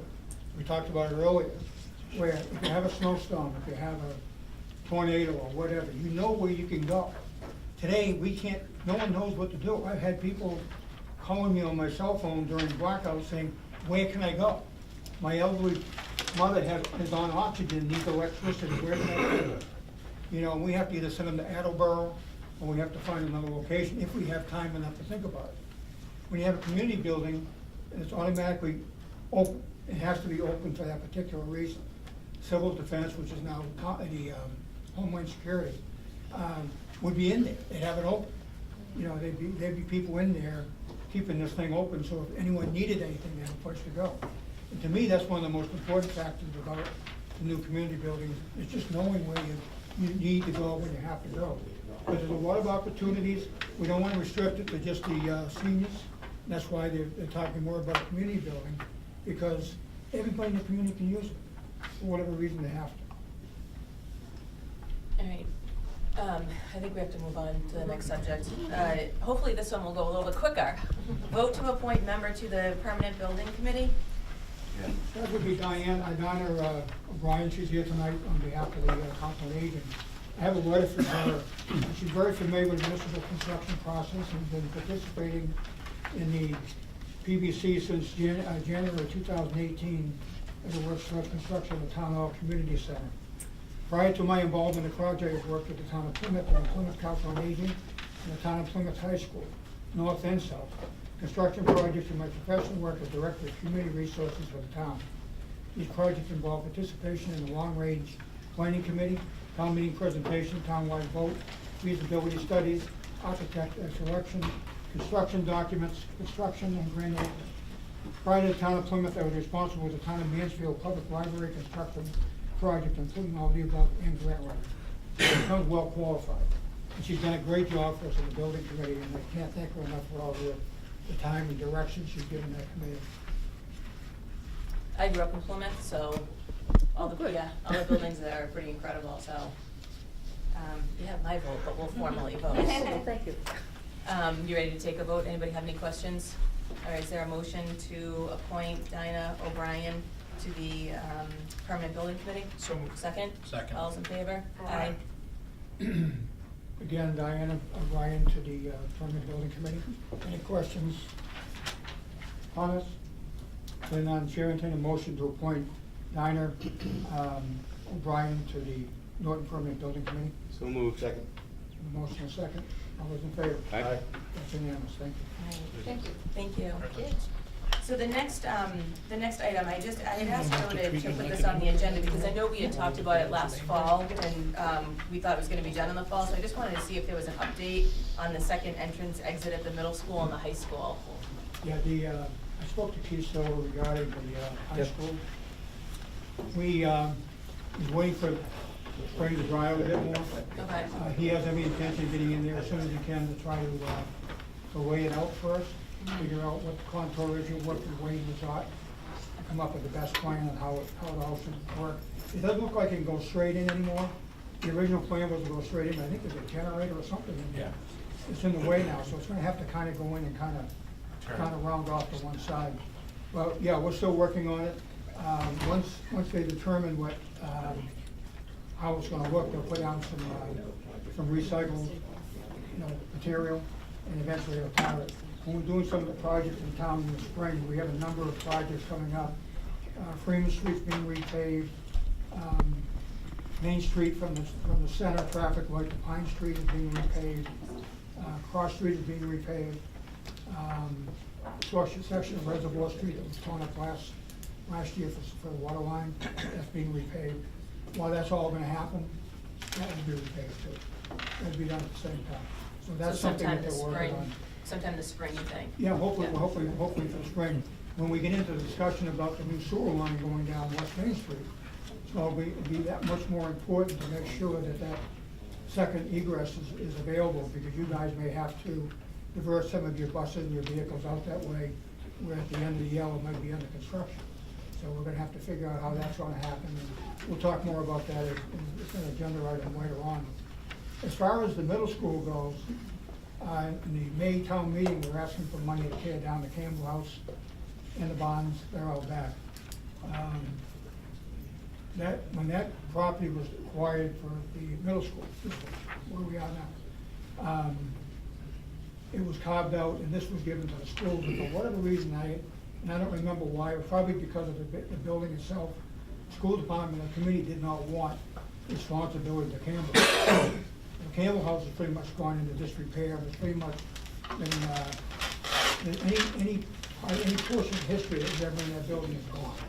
It's been updated, taken apart, pieces have been removed, and there's really nothing other than the main beams under it that are original. And some of the front walls, and actually if you look at the walls, the way they built them in those days, if you look at the outside walls curved. And I'm told that was the way they built back in the 1600s, 1700s. So, anyway, we've had people look at it, determine it's just not feasible to restore it. So it's gonna be coming down, and we're asking for $3,000?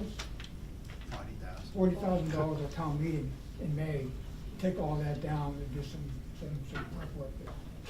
Now, we've had some conversation, I've had it with a couple of you that suggested that even though it's still under the supervision of the Board of Selectmen, it shouldn't happen. I mean, there's no reason for us to be responsible for the property. I know you're working on another widening the way in and out of the school. And if you drive by, you can see the flags where you guys obviously have marked it out.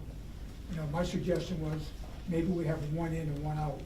Maybe we take the property where the building is now, have that probably the exit. So you can come in, go around the school, come back out the other way. Give us more protection if we have to get in there with equipment, fire equipment or whatever it might be. I understand the bond's coming down, I understand you guys store stuff in there. You also have a building behind the COA building now that is gonna fall in any day too.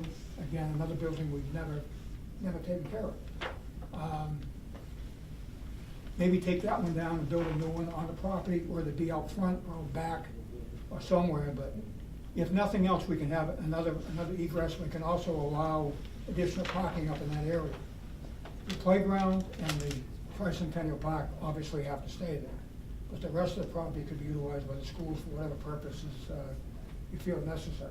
And it just seems like the logical thing to do. We don't have a use for it. It's roughly an acre, I think, in size, and a portion of it's already a park and a playground, so it doesn't really justify us taking it. I mean, we can't put a town hall on it. Mm-hmm. You know, we can't put a COA on it. So who does the work to see what the best case scenario is for that? You know, whether we use it as a second. I think after the house comes down, the barn, whatever I you think call it. once we get it done, we should talk. Then we should. Okay. We do a meeting, we're gonna be having them anyway. And let's talk about what you think we should do. Maybe superintendent can get some kind of a rough plan on what he thinks, or what his, you know, Wade Lazat might think, or, you know, just kind of come up with an idea, work with Keith Silver, and see if there's a way we can get Okay. creative and make it happen. But once we get it down, we can kind of get an idea of what it's all about. Okay. There is a little bit of wetlands in there, Yeah. Right. so we have to be careful Yeah. about that. But where the house is and the barn is, that's pretty high and dry. Okay. So we should So be high able- school in the spring and middle school after the house is down, we'll Once we take it down, we probably Okay. should talk about it. All right. You wanna continue on with road projects, Route 123 sewer project? You have an update? Just, I know Joe and Wade attended a meeting, and you have, I think, a request for a letter of support. Which we've done. Yeah. So the letter of support, to just piggyback, we went to the meeting, and basically at the end of the day, the town side and school side are basically saying that we'd like to see this as a night project.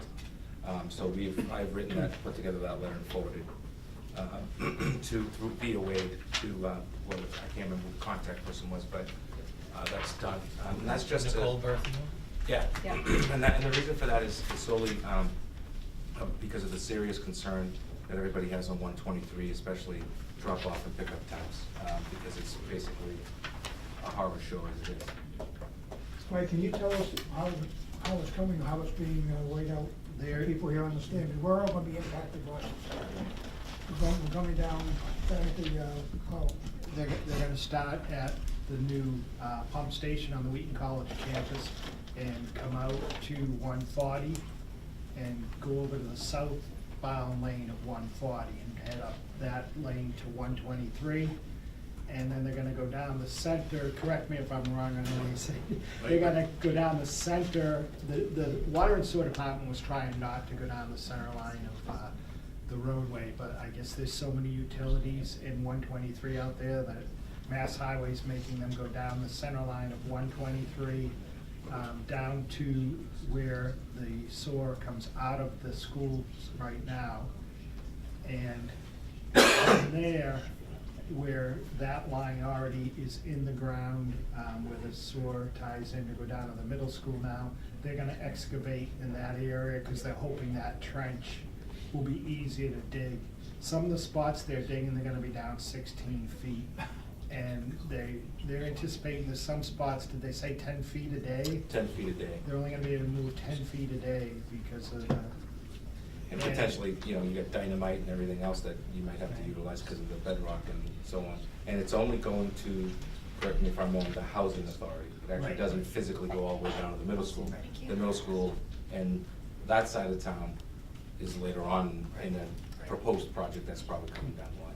everything that's open will be closed the same day, it'll be paved over.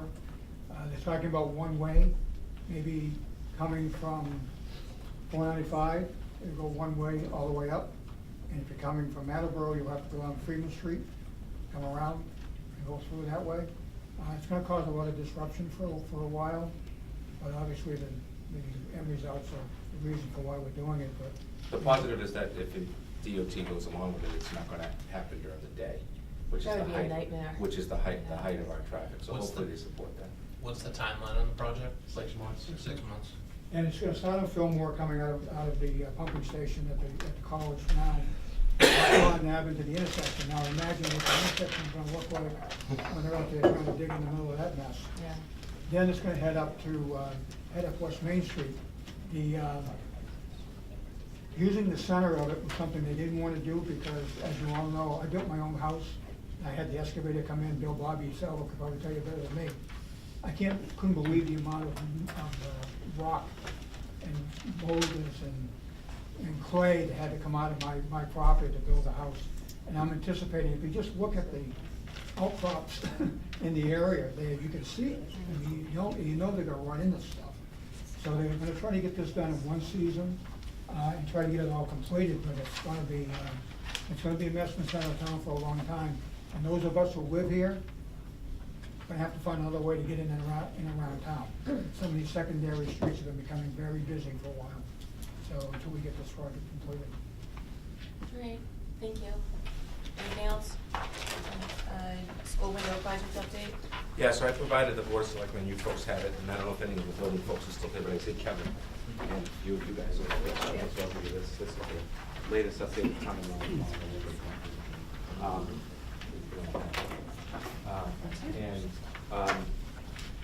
In general, we just got this on Monday, so this is the reason why we haven't published anything. We've been trying to work on a timeline for this project for approximately 4 months.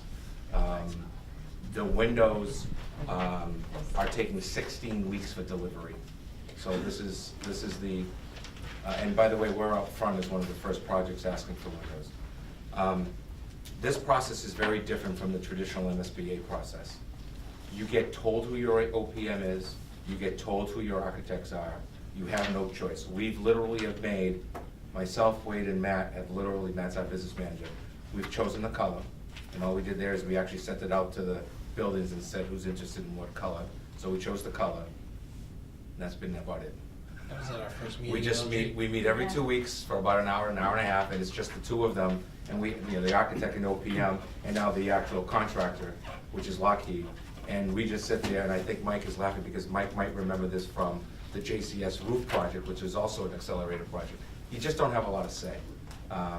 You know, we went in with the scope and sequence for the type of window that we wanted. Automatically, that got changed in the bid process. It's just, it's totally controlled by that process. It's all open, of course.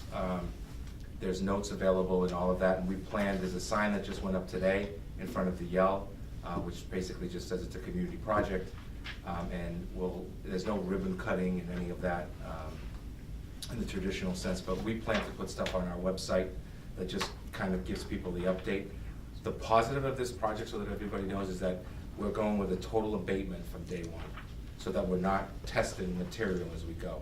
So that drove the cost up a little bit in terms of the projection, but the idea of any type of, we're not sure if that is an inappropriate chemical in the school. We just said it's all inappropriate and it all gets taken care of that way.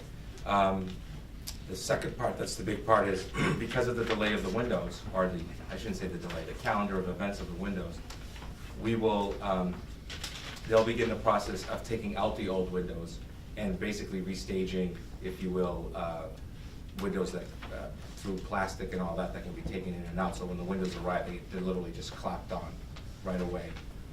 The child guard is still on there for the entire first floor of all the 3 buildings. That is being reimbursed at the percentage. We're actually one of the first projects in the state to get that reimbursement. I actually just got a phone call yesterday from another community where they said, did you get it reimbursed or not through the process? And in fact, we did, which is a good thing. And then the last part is we're due to be done in September.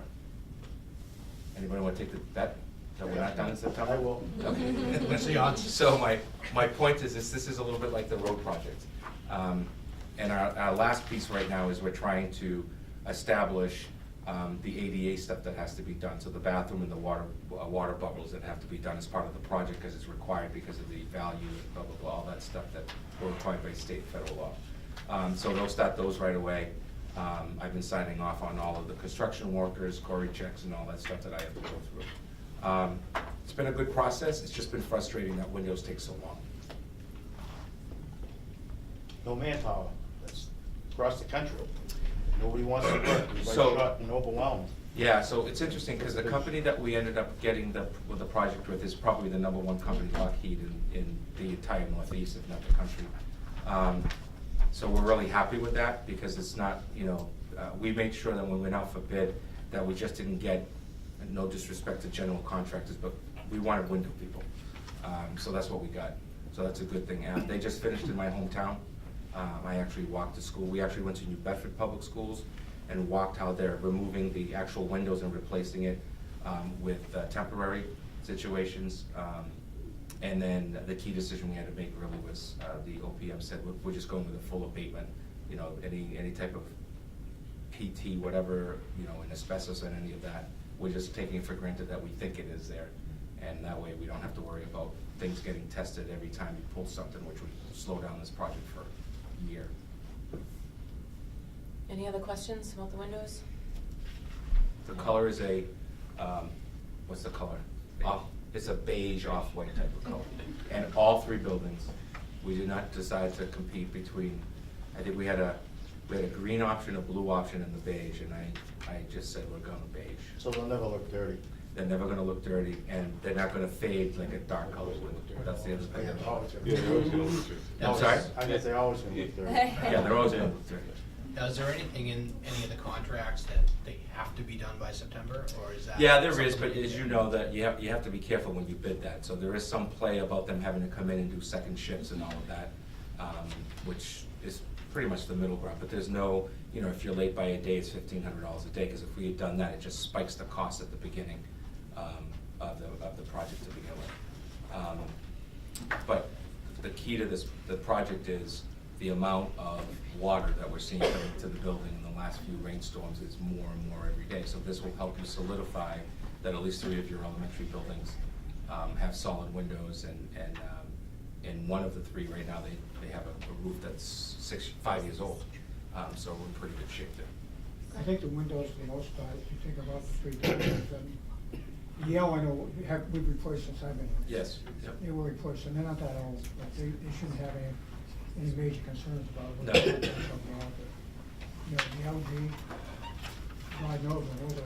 Yeah, the LG has some issues, but I'll tell you, one of the biggest issues is actually the JCS, because of those huge kind of bay windows on the second floor. And then through the years with wear and tear, some of that has been replaced with actual wood, you know, and not the traditional, right, you know, something's gone, so you're trying to fix it with short money, so. And we will keep you updated during the process as soon as we really have something happening. Anything else, windows?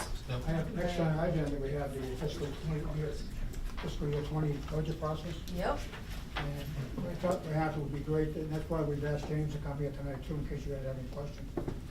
Great opportunity to kind of go over the whole, prior to town meeting, it's a great opportunity just to talk about what's happening and where we are, and we're still scratching money up wherever we can and trying to keep things moving, so. With your information, I'll send it over to Mike and make a presentation. Yeah, go ahead. So the first sheet is the, people want to follow along. I got some, like, out in the audience, I got a bunch. I got some. So, the first sheet is the estimated operating revenue and expenditures. And, so the first item on that is the base tax levy. And you can see, our base tax levy this year is $2,066,851 more than last year. The second item on there is the increment, or 2.5. And that is $51,671 more than last year. And then the new growth is $745,000. Our new growth, the assessors have been working hard, and it's gone up quite a bit over the last few years. The reason that last year's was so high was there was $600,000 of new growth in there for Milan last year. So the total out of those items is $3,343,522 that we have available. And then as you go down, the next thing is local aid. So the local aid looks, you look at it and you say, oh, we've got some good money there.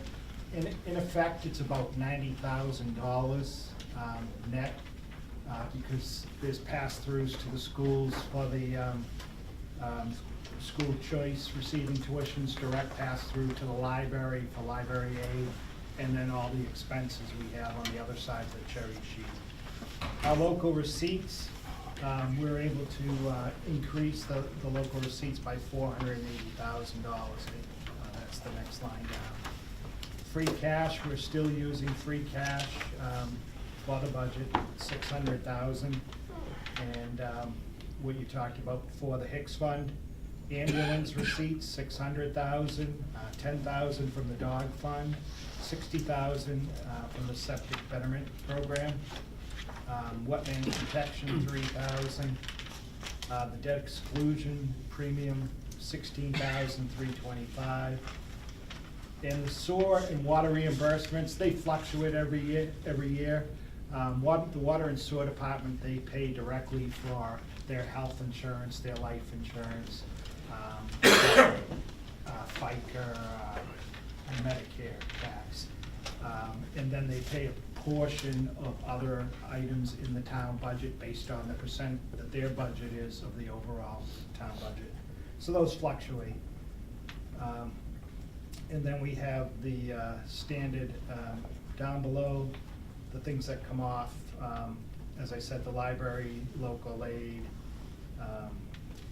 the school choice receiving tuition that's not available except to you, and then the county assessments, state assessments, our charter tuition assessments, and our school choice tuition assessments. So down below, you see the fixed and shared expenses, Southeastern Regional Vocational, and the Bristol County Agricultural School. So overall, with that revenue that we have this year, we're able to increase the town budget 4%. So we'll go from $59,704,111 to $61,624,851.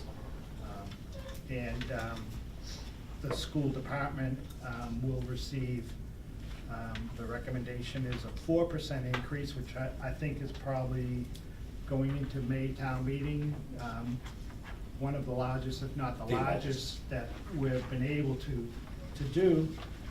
So that'll be $997,875. In the finance committee, the school department, public safety, and library are the only budgets left to be voted on by the finance committee, and they'll be voting on those on the 22nd of April. We wanted to give those departments time to be able to attend in case they have questions.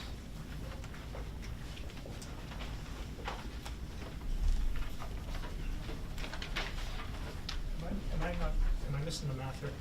We're getting 990,000, $997,875.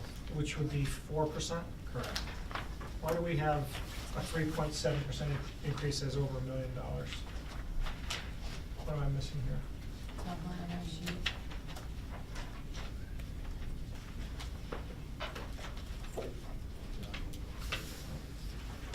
Yeah, I think we're off, Mike, because on 4%, it's 1.1 million, 40,429. So I think it's closer to the 3.5. The math is, the math between 28,510 and 29,508 is correct. I think the percentage is wrong.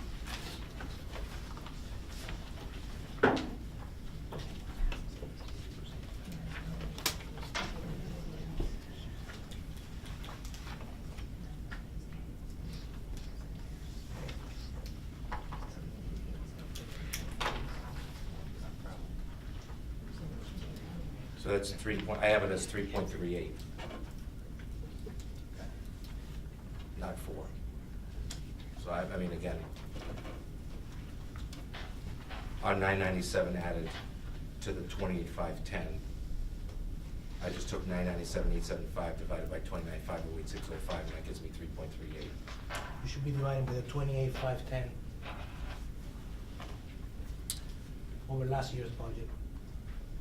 Right, but if I take 28,510 and I multiply that by 4%, that's $1,140,429. So is that 3.49%? Yeah, 3.38 is what I get, but. So it's 3.5%, not 4%. We'll call it 3.5.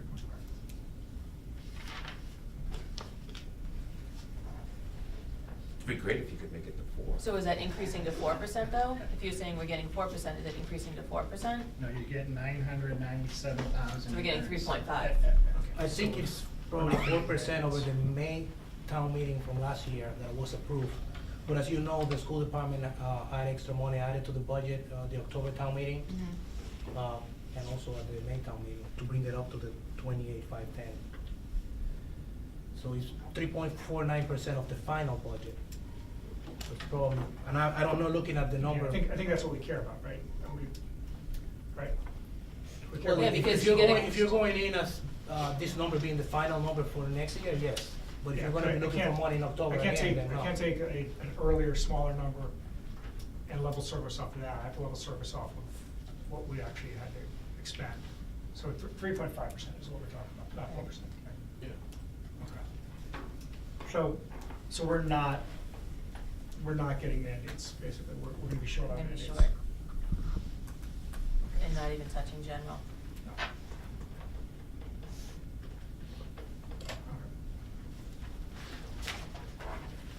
I think what's concerning about this is, going back to my old finance committee days, use of free cash you start going into some of your reserve accounts to use, under the budgets, whether it be, I don't care, any budget. Has to be concerning because everything we spend this year, we don't have for next year. So as you continue to go, if you take Proposition 2.5 and just in simple math, you say it goes up 2.5%. Now, whenever we get for receipts or for any kind of fees that we get for building fees and all this kind of stuff, that all kind of adds up and becomes the rest of the budget. Our 2.5 is based on the first $30 million. The 36,577. Yeah, so roughly $30 million. And here we are spending a budget of $61 million. So about half of it is based on the 2.5 formula. Now, we can raise additional revenues through, free cash and new growth and all this other stuff, excise taxes. Every time you guys buy a new car, we get more, which is a great thing. But the problem is, right now we're trying to be creative with the Lincoln Street project, the Blue Star Industrial Park. I know there's been a lot of pushback from the neighbors, and I'm sympathetic to that cause, but in general terms, if we get building fees out of those facilities this year, along with any new revenues we get from tax revenues too, that might put us in a different place next year. But right now, we have to live within our means, and when the Finance Committee does their final budget process, it has to balance. Unlike us, if you get a 3% raise every year, and you're spending 5%, eventually it's gonna catch up to you. And what happens here is we have to spend what they can give us, and that's it. Without the general override, we can't spend any more than that. We might be able to get some more new growth, or excise tax, or building fees. We've gone up on building fees 3 times in the last 5 years, I think. We're trying to increase those fees to get additional revenue. So, kind of puts you between a rock and a hard spot as to where you're going to be. Again, if you're looking at 3-4% increase based on the formula, based on 2.5, that's not bad. In general, it's not bad. 2.5 is a mandate, by the way. We talk about mandates. That is a mandate. It's one of the biggest ones we've ever had to deal with. So I think it's important to understand that as much as we'd like to increase or have to hire more people, we're still under restrictions of what we can spend.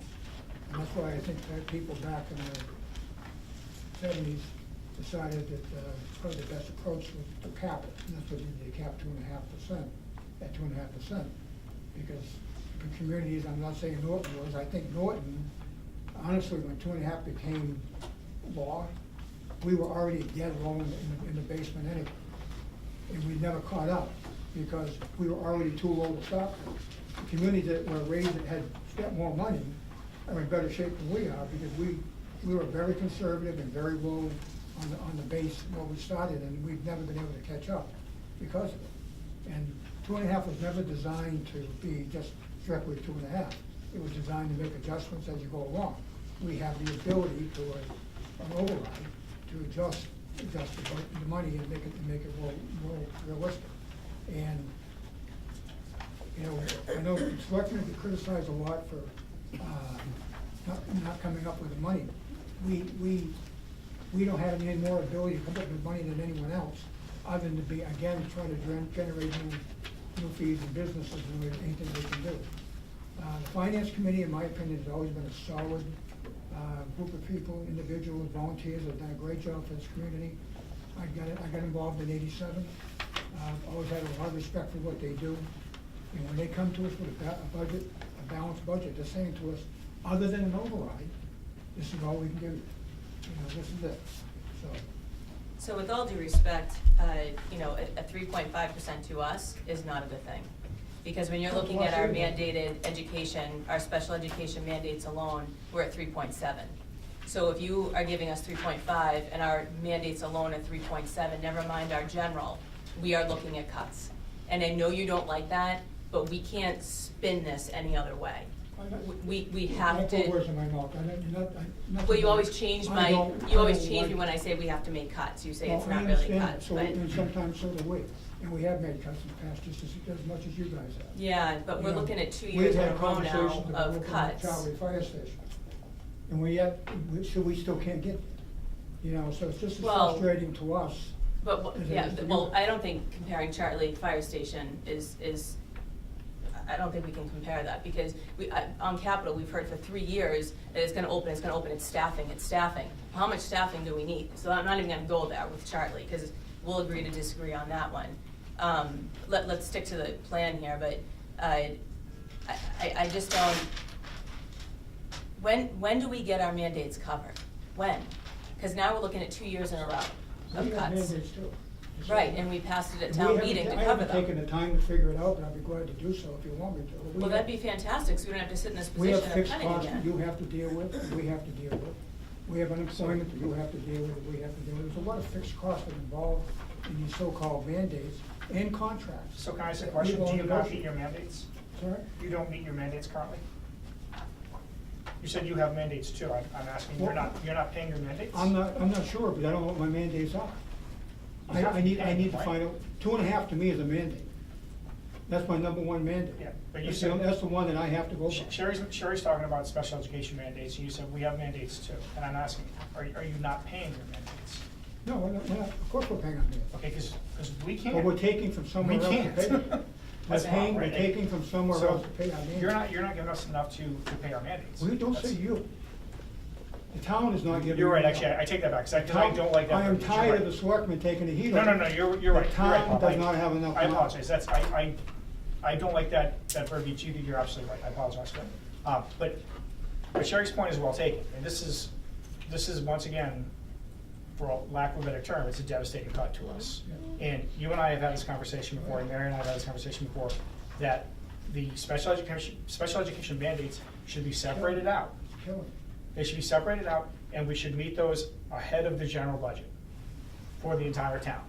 Because we have no control over them, they're a killer every year.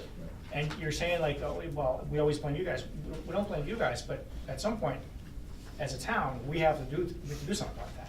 We have to separate those special education mandates out and then proceed with the general budget. It's the only way this is gonna work. The only other option is every year we get the same thing, where we get this massive cut. But it looks like we got this big raise, and the town thinks the schools are greedy. Look how much money they're getting. We're losing money. We're literally losing money. When you say cut, when you say cut, the town side of budget, we tell our department heads, you're gonna get 2%, maybe get 3%. We're not sure, somewhere between 2 and 3. That's how they compose their budget. When the school committee brings forward a budget that says we need 6, 7, 8%, you've already got us between a rock and a hard spot, because you know we can't give it.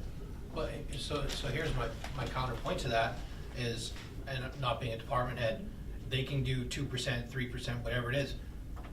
This is something we can't control. We can't say we only need 2%. This is our mandates. Right. Which is So we need 3.7. 3.7 Right. off the top, to Dinesh's point. So our, I don't wanna say we should be an exception, that's not my point. But 2% to another department is different from 2% to the schools because of mandates. So that's kind of our counterpoint to this is our mandates are nothing we can control. We need that. So 2% not gonna cover our mandates. If it was 2% in the general, The 2%. Well, that's what, if we have 2 to 3% for budget increases, if you're saying 2 to 3% for other budget increases, our general education, we're at 2.87. So we're right there. That's our general. Our mandated education at 3.7, when we're getting 3.5, is choking us. It's choking us. And we continue to tell you this meeting after meeting after meeting, and we are begging for help. Begging for help. Because now, once again, we've got to affect our school system, our children. It's just beyond frustrating to me. Can I ask, what are some of the mandated costs you guys have? When I'm talking mandates, I'm talking about pretty much the fixed cost that we have to deal with. The fixed costs come out before we determine this budget though, right?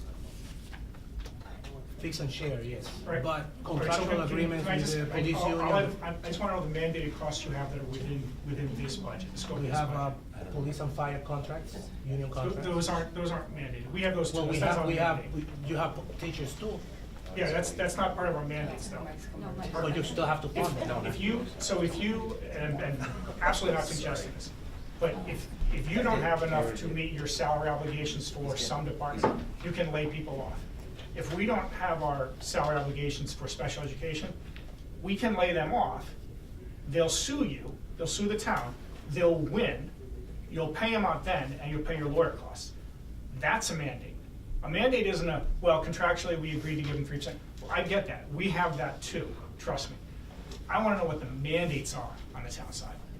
Proposition 2.5 would be one. We cannot increase taxes more than that. That's not a mandate. It is a mandate. Either I'm not explaining it or you're not understanding it correctly.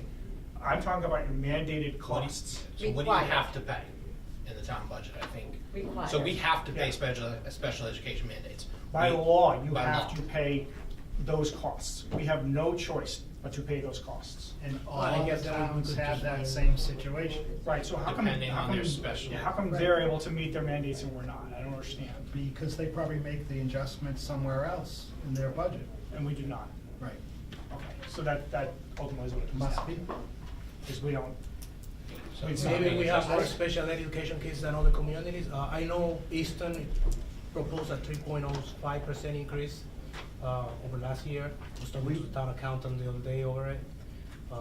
We don't I know- really don't know what the cost of the problem is. All I know is we have to live within 2.5.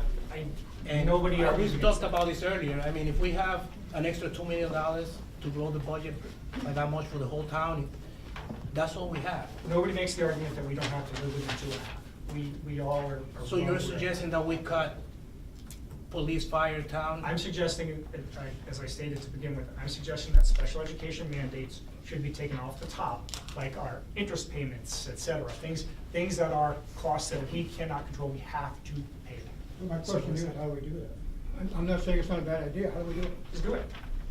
That's town bylaw. Is there some Where does the reason? money come from? Is there some reason that we can't do it? I mean, Where does the money come from? This is a budget that you've formulated, you've recommended based on what we have after shared costs, et cetera, right? We can simply separate them out. Separate them out and treat them differently. Do you have less, is your student-teacher ratio in Norton smaller than Easton's? Joe? It's about the same, roughly. Is there- Because the student ratio is calculated very simply. You take the number of teachers that you have and the number of students, and that's how you get student-teacher ratio. I mean, So when you these are said things Easton was that getting you're gonna 5% this year? We What was can't, that? we What was can't Easton talk get? to you about the intricacies of your budget. You know, that's something you have to work out. So- But we can talk to you about how much money is available. This is a conversation I'm telling you, it's not a conversation right here. This doesn't make sense. I guess we're just not Oh, wait, this is- understanding, yeah, we're not this is- understanding. Do you have something? you wanna- I just, I'm Shannon Taylor, I'm the president of the Norton Teachers Association. What I heard earlier tonight was, and I had to write it down, we have trimmed as much as we can. That was a statement earlier tonight when we were talking, and what I have seen in the past few years is our school committee and Dr. Bayetta trimming from places where I'm not even sure how we've been trimming. We've trimmed and we've gotten rid of our food services last year. We slashed that, we found a way to do it.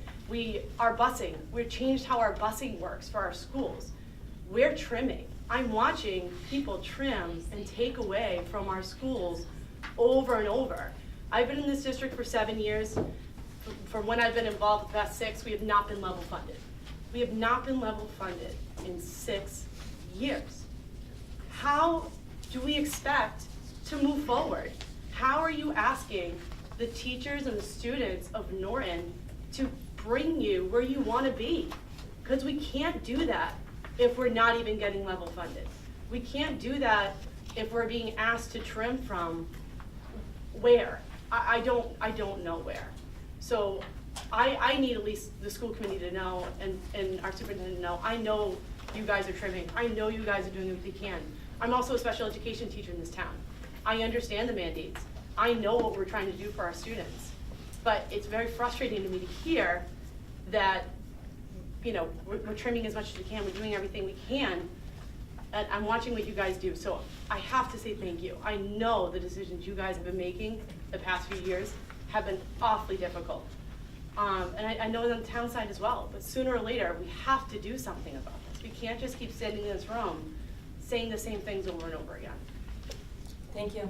I think one of the things we have to talk about is eliminating busing. Well, I think was that's- actually just thinking, so if mandated, which basically means required, right? That's, I think, where we're a little bit off, is required. So what that means is that if we have a required increase of 1,055,000, we potentially will have a difference of 57,132, which would potentially be busing, right? So we just, because I'm not exactly sure that we can cut any more professionals, any After teachers. last year, no. So I hope the sewer project goes quick because you might have more cars on the road. But, I mean, we This is looked the- at all of the options. We did food services last year. We had looked at busing. I don't know what other options are available. Well, we but did do a busing change, we put the We did do a busing change, you're right. middle schoolers with the Yell. Yeah, but we may have to just get rid of busing altogether. Let Well, people we have to drive, keep except it- for Well, the the problem with that mandated. is we have mandated Right, well, busing but keep the requirements. mandated and get rid of everything else and let people drive. And, you know, if they have a problem with it, then we'll have to work together. We'll have to have people call you guys and let you know they're upset about it, because we can't keep taking the heat. People are upset about it already. Well, I know I'm upset about it, and here's the deal. The deal is this: we have a pot of money. So what you're saying to us, is your mandate, is you want us to go back and cut our budgets. We're gonna cut staff and our side of the budget. Well, And we're not- And we're looking at strapped departments as it is ourselves. We get it. So we get it. We get it too. Right. So I we think- understand. but we're not The looking only for the, solution to it is an override.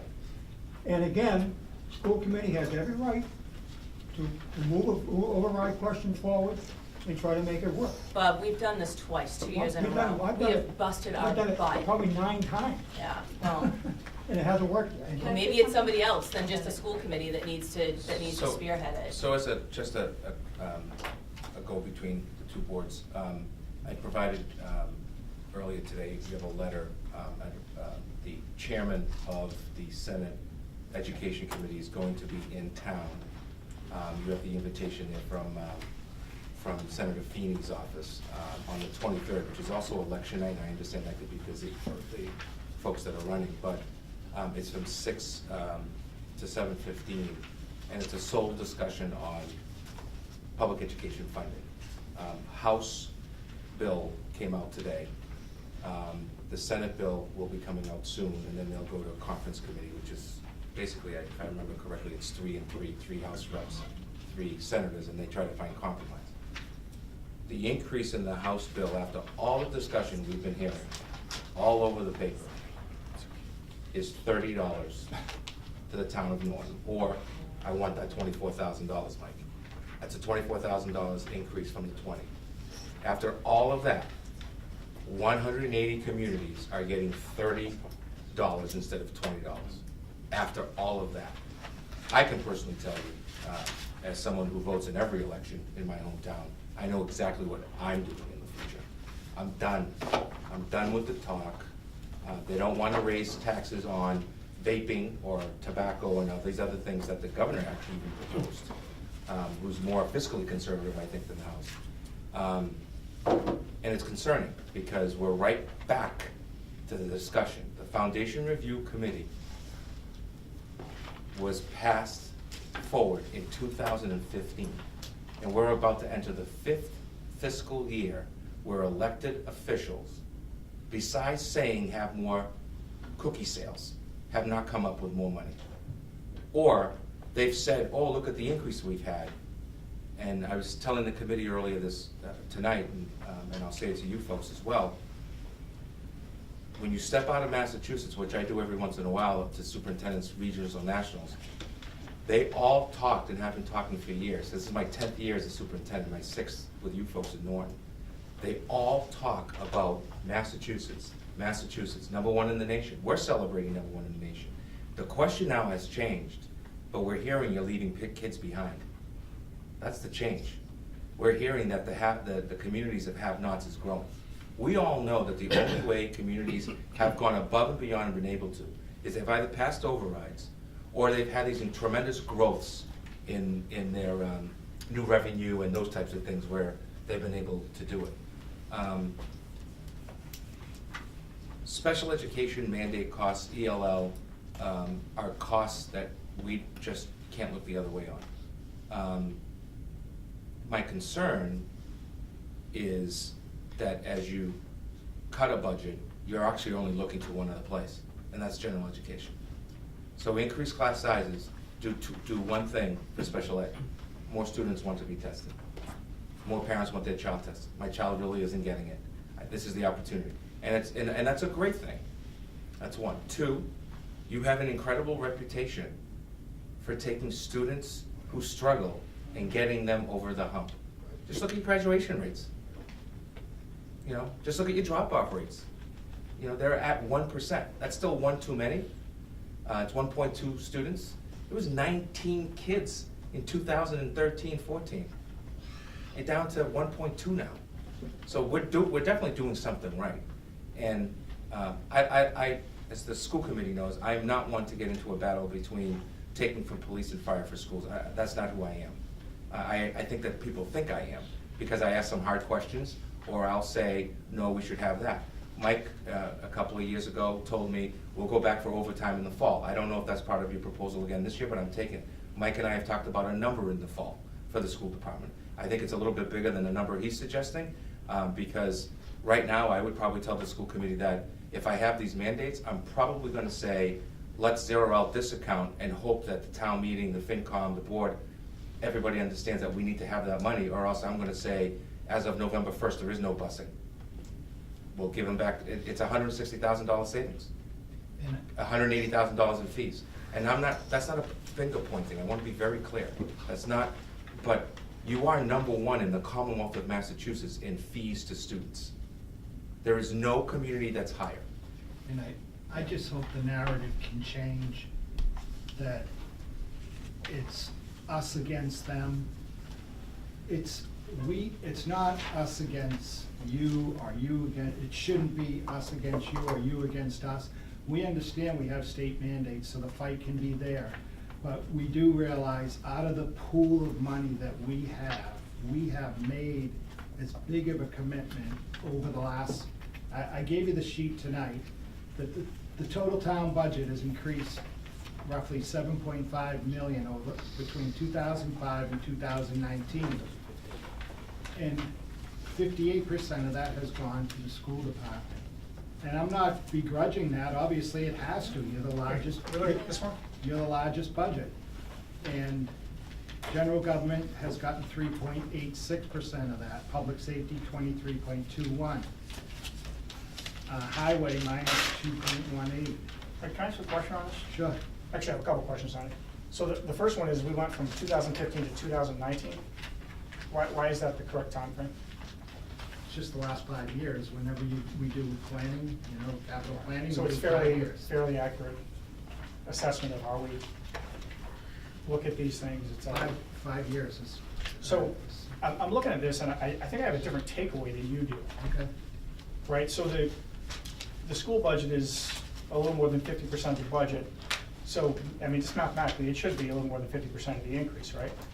Of course it should, that's what I said, we're not. And I'm not, listen, again, to echo Joe, I'm not saying anything, but public safety is 13%, they're getting a 23% increase. I'm just pointing that out. They're getting a substantially larger increase versus their percentage of our budget than the schools are. I don't think this is showing what you think it's showing. I think you think this is showing that the schools are getting more than they should. I don't think. That's not what this is showing. I don't think it's showing, as I said, when I first stated that the schools got 50%, I said as they should, because they're the largest budget. But I'm just saying, we're making the effort. It's not like we're trying to. But you realize this shows that we're favoring public safety. Like, public safety is important too. I don't doubt that it is, but it seems like we're favoring them more so than any other department, including the schools, and significantly so. I think the exaggeration of the public safety, if we raise the fees and the ambulance fees for the past few years, taking the money, which, by the way, about a few years ago, we couldn't do it. The ambulance fees were only supposed to be used for equipment and that type of stuff. Today, we can actually pay a portion of the salary of the firefighter, the EMT or paramedic, or whatever it might be. Raising fees, we should try that. We raised the fee to get more money to put additional personnel on. And so that really isn't a true factor either. It's no different than school choice. Perhaps You our guys fees get are money higher. for school choice that you use. This is a fee that we've increased to try to increase the amount of staff we have in the department. And I think the 23% is an exaggeration based on what we're What do you doing. mean it's in the budget. exaggeration? It's the number. Based on how we're raising the money to pay for new firefighters and paramedics. Sherry, can I have a minute? Yeah, of So, course. I've been on the board 12 years, and I've been through 4 failed overrides, okay? And after every single one, this is exactly what happens. It's us against you, you against us. And the problem is, we've all tried to do what's right. We've begged this town over and over and over again to give us the override so that we could afford both the school and municipal costs. We've allowed the town to pit us against each other, and it's wrong, because we're all trying to do what's best. My question is, I get the mandates, I get that we have to pay them. We've always done things the same way in this town. Why are we arguing about this? We have a FinCom. The budget needs to be assessed differently. Bring this to the FinCom. Why do we fight with each other? This isn't our thing. I'm not on the FinCom, you guys aren't on the FinCom. Why are we worrying about the budgets? They're the committee in this town that should know what the finances should be in this town, not you, not us. I agree with you on We did that bring it to 100%. FinCom. Yeah, I think we all Talked about that. think that's the case. Yeah. Well, then we need to Can I- hold them responsible, seriously. It's, But if that's history is the any committee indicator, in though. this town that we elect to take care of our finances. Why do we have this stupid argument every single year when nothing comes out of it, ever? We work together to get an override passed, we put on a good face to the public. The minute it fails, we're back at each other's throats. Well, you know, It's done. really, It's been 11 years. I appreciate those comments, Mary, just because the frustrating part is we had an override that was seen as just a school override, and it lost by 198 votes. We came together and we brought the number down by 1.6 million and lost by 800 votes. By the way, look that up, because I have the only community in the Commonwealth of Massachusetts that ever do that. Every other override that goes from a bigger number to a smaller number has almost a 60% passing the second time. So it's The same interesting. thing happened 10 years prior to. Exactly, exactly. So there's a history. The other part is, if I just, for the sake of argument, good news and bad news. I'll do the bad news first. The bad news is that $5.8 million in Chapter 70 money has not been coming into this town. 5.8 million. How did I get to that number? Special education, transportation, $525,000. 504 services, $98,000. McKinney-Vento, $48,000. English language learners, $130,000. Curriculum frameworks, all the mandates for new English, new math, new science. That's about $130,000 that we have had to find money for, because it's a mandate from the Commonwealth, but there's no money coming with it. Professional development used to be 125, and Mike, you might remember this, it was mandated. You had to take $125, multiply it by the total number of students in your district, and that was your mandated professional development line item. And at the end of the year, you had to show how you actually use those funds to provide professional development to teachers to make them better teachers. That line item today is 0 in almost every community, right? So, again, it's a mandate. Technology. You talk about a town that's really done a heck of a job with technology. It's Norton Public Schools. Thank goodness to town meeting, $400,000 my first year here to make sure we have wireless connectivity in every school. 2, the school choice funds, which we've spent $1 million of, all on technology. 110 students paying for 2,500 students or 2,400 students to have technology. Not a 0 of that comes from the local taxpayer. Remember that. 110 students paying for the Norton student to receive the best technology in the area, and my instructional technology person's here. We get visited all the time about our technology and what we're doing, right? And it is a recurring cost, and we're using school choice for that, as you know, in the budget proposal that we put forward. But people don't get that. 3 years from now, it'll be obsolete. And exactly, that's number one, and that's the reason why we School choice lease, could be too. because purchasing means that it's not gonna go anywhere. The concern is on the good side of this, in FY14, 181 students in this town went to the local charter school. I'm not anti-charter, I'm anti the foundation money of the charter. Today, FY19, this year, we have 95. Okay? That's money that I know through Mike's work, through the cherry sheet, has actually come back to us. Maybe not every penny of it, but we know that a couple of years ago, I think one of the biggest numbers that we got, and Mike, you can tell me I'm wrong, but I think it was about 200,000, 210, was because of the savings. It was a big chunk of money that particular year, 161,000 to be exact. So that's a good piece of information. Here's the negative. As predicted 6 years ago, or 5 fiscal years ago, every district that now borders you is considering school choice. Just got harder, right? Attleboro going to build a brand new school, and they're having discussions. I just spoke with them yesterday. They're having discussions with going into school choice as a way to be more competitive and bring down their class sizes. They're targeting something, and they're going to have a brand new vocational wing to go with it. So it won't be a vocational school in the traditional sense, but it's going to have vocational programming that we don't have. That's going to be a competitor to us, especially at our high school ages for students. Southeastern does a great job. They do something they provide something we can't do. I don't battle it out with Southeastern.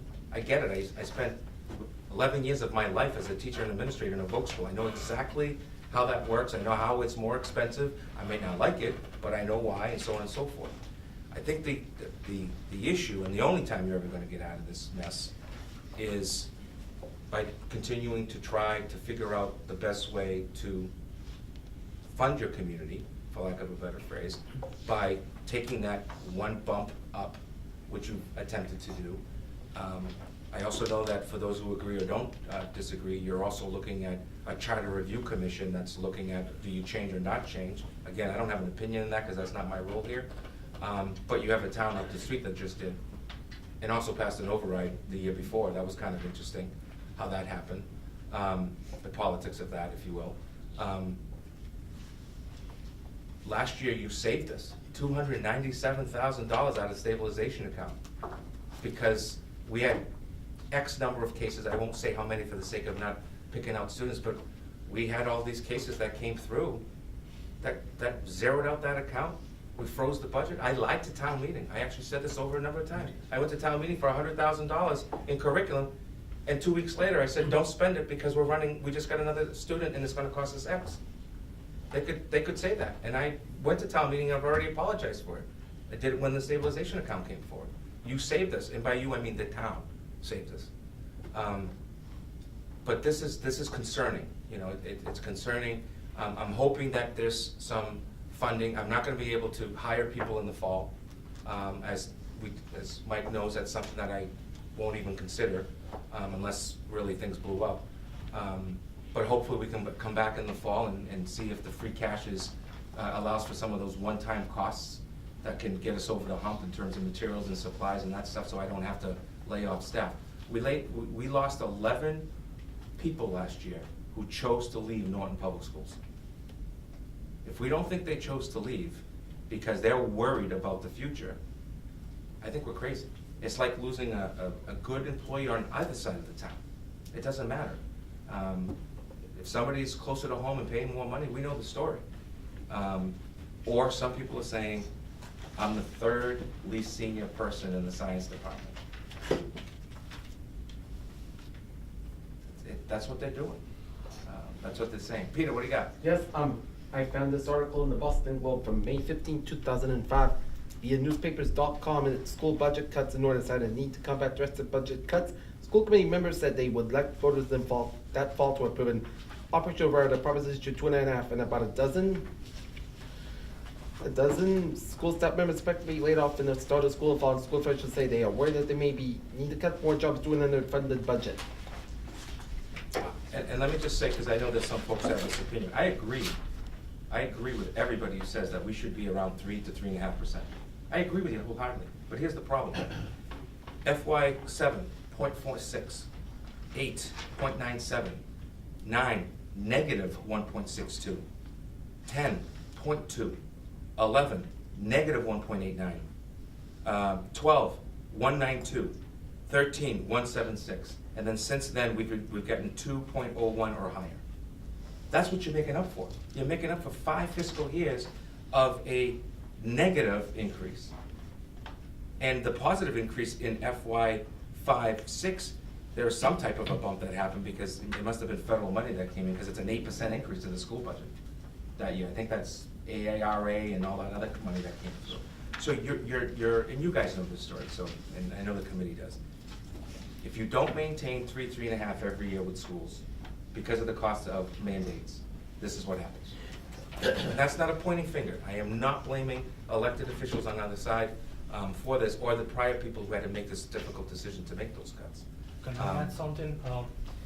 The health insurance budget back in the 08-09 was the biggest budget buster.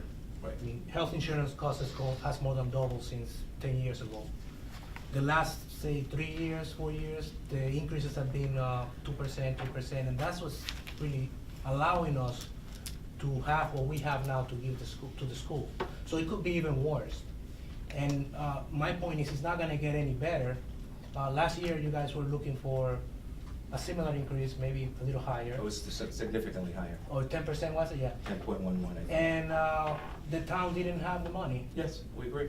We have pretty much the same amount that we had last year is what we have this year, and that's the way it's gonna be as long as we continue to live under Proposition 2.5.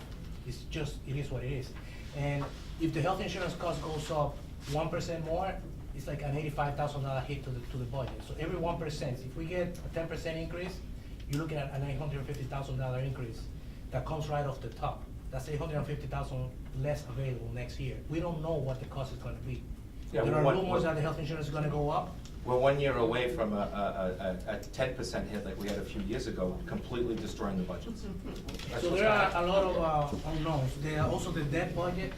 We've paid up the middle school and Right.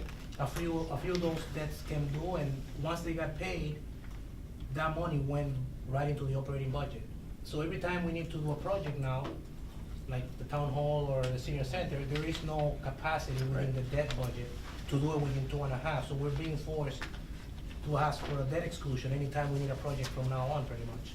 Because that budget is. I think some of our frustration too is, you know, now for at least the last 2 years, we're being asked to cut on our side, and your side, you guys are getting level services. And last year you had some increases. You know, you had secretaries that became full-time, or Park and Rec that became more hours. So that's the frustrating part for us. This is, you know, this is just a tough time of year. This is nothing personal. I hope you all realize that. I mean, I know each and every one of you, it's not personal. It's frustrating that we have to continue to cut, and we see the other side with not having to deal with that same thing. Not that I'm looking to see you guys have more pain than us, that's not what I'm saying.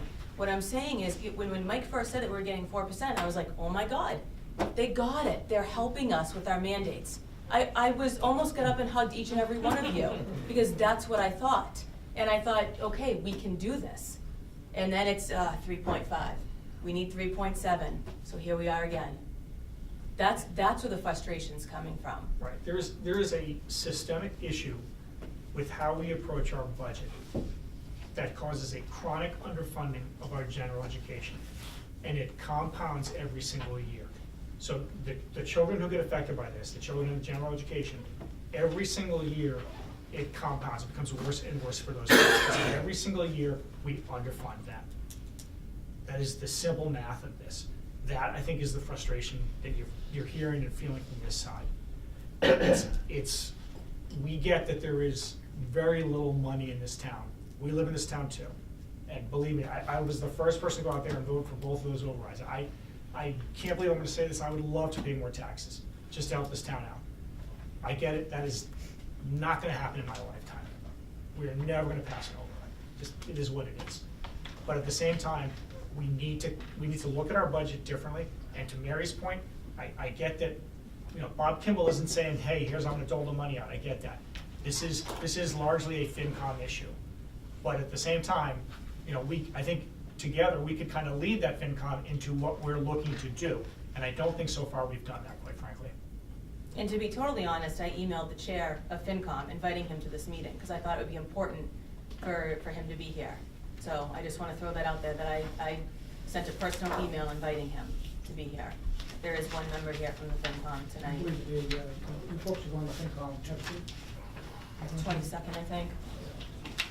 Well, honestly, I don't think we should be leading the FinCom. That's what they're in the town for. Like, they should be able to take, I mean, okay, I get, tell them what our concerns are or whatever. But this, again, shouldn't fall on our shoulders. They should be able to look at the town budget, listen to the concerns from each side, and lead us Right. to what this town can afford or can't afford. And then that's the end of it. It's not who's getting what, it's coming from them, and that's the way it is. Totally get that, but history is, it's just approved. Mike's recommendations, you vote it through. I mean, I don't know how else to say it. I don't. Sherry was going to get up and hug people for a $500,000 cut in general education. Right. That's what that 4% would have been. It would have been roughly a $500,000 cut in general education, and she was so happy she was gonna hug Bob Kimball. I mean, that's how bad it is right now. You getting ready? I'm getting ready. Not that hugging Bob is bad. Another 0.2%, Bob, and then I'll give you a hug. I just hope that, I just hope that as we go to town meeting and we have a plan, there's a plan, number one. And number two, that we don't start pointing fingers. And number three, and more importantly, that we start fiscally looking at what are we gonna do in the fall to make sure that things are better. What? What? Sherry just said that you need 3.7%. 3.7, what 3.7 does for us is it takes care of those educational mandates within our budget. So that's the $1,055,700. 54,000. Yeah, roughly. That's the CPAC, That's not the general. That's the mandates. That's our mandates. And we would only Those- be making massive cuts to general education. That's all. Getting back to the finance committee, when I was on the finance committee, the second year, maybe the third year I was on, we went to a town meeting. Board of Selectmen had just hired a brand new town manager. Board of Selectmen decided they didn't like the budget, and they made their own. So we had a finance committee that had one, we had the Board of Selectmen that had another. And we went to town meeting and we argued, the finance committee went up and said, this is what we recommend. The Board of Selectmen recommended something higher or lower, whatever it might have been. And town meeting followed the guidance of the finance committee. They didn't care what the selectmen were telling them, they followed it. So it has happened before. So the point of the matter is, he's a hired employee, we live here. If you guys feel strongly that there's a department on the town side of government that can be cut, and have a valid reason, they have a valid reason to do it, it's the only way you can do it. There's no other way to do it. Then you go to the finance committee and make your argument, or you go to the finance committee and say, we need more money from stabilization. We need more money from some of our reserve accounts and make it work this year, with the understanding that if that does happen, you don't have it next year. It goes away. You don't get that back. Bob, Spending money is. Bob, my only concern, and again, I'm not a resident of the town, I work for you. We just had a conversation earlier that went forever about, let's just say it, people with kids in school and an LD growing community. That was the argument about each other, okay? I'm not voting for this because you didn't support the schools. That's the discussion that took place. Let's just throw it all out there. Now we're having the discussion that the school department is gonna say, cut the town department budgets. No way can we do that. Because that should, I understand that, but we did a little bit of that last year. We let go, people still don't think we let go of 19 people, right? Because they ended up going to work for a private company. At no cost to the town anymore for retirements and You're talking sick days about and all cafeteria that. workers. Exactly, You should be okay? clear on that. Yeah, our cafeteria employees, okay? And then we cut another 7.1 teaching positions, 6.1 teaching positions and 1 administrator, okay? So those people went out there. We got very lucky on the unemployment line item because mostly the difference in what the cafeteria people were making, what they ended up making is how they're collecting some of that. I don't know if there's anybody still collecting. I think they just. They're pretty much done right now. We're pretty much done, okay. And we ended up with staff that left us that got a job somewhere else. So if they collected, they only collected in July and August and not into September. So we got lucky. That's what it is. I don't want to be in a room with my colleagues on the other side who are, in some cases, already think that the school budget's too big and that we move too much money around and all this stuff, and say, the recommendation of the school committee is to cut your budget. Because I am no better than those people that are having this anti-pro discussion about the community center and the town hall. I'm sorry, I'm not any better. My job is to fight for every penny. It is, that's my job, that's what you pay me to do. Criticize my personal contract, criticize an administrator, criticize the teachers' union contract, criticize that we don't have enough of this, but we have a lot of that. How come we choose to do this but not that? These are the 5 people, same way on your side. But there is no way that we should be coming to town meeting, in my opinion, and I'll defer to the committee because it's your decision. But my recommendation, and I typically recommend things to them and they can shoot it up and down, we should not be going to town meeting and saying, we're gonna whitewash one department for another, because that will get us nowhere. Well, I think the only time we did it was when we had all those people let go and we knew that health insurance Right, was we gonna be say, we lower. knew that there would be some That's- savings in those accounts, and I think we moved $143,000. And we all knew going into town meeting last year that everybody was waiting on what's the school committee gonna do? The pins and needles. I mean, I saw it as I walked into the building. I'm not gonna, listen, the days are too long for us not to try to find ways to get along. And I appreciate, I mean, we disagree, we were tossing little bombs back and forth to each other earlier in the day, and you know what, we're gonna continue to do it. I like them. You know, it is what it is. I wanna say something about town hall, because I know you mentioned earlier that we've been adding positions, and I've been working for the town 13 years, and we have less employees in town hall today than we did when I started in 2006. There were positions cut at the assessor's office, treasurer collector office, park and rec. A lot of positions became part-time, so you have the planner with a part-time at one point, and just due to the high activity in town with the solar panels, a lot of new businesses coming in, bringing in new growth, we've been able to hire back some employees. But even now, it's still very hard to hire people because nobody wants to come to work for us because we don't pay enough. We And get it. We don't give, we don't We give get enough it. benefits. Right. And right now, we're looking for a payroll person because Right. she found a better job. It's just Right. a revolving door that makes it Exactly. very hard for us. Exactly. And on top of that, they don't even have an office to work in because the town hall, you know how it is. Yeah, we totally get that. So- I mean, I was on so your it side kind for of 8.5 hurts when you years. say that, because you worked at town hall before, when you say that. Well, I didn't oh, work, we're I at- volunteered. We're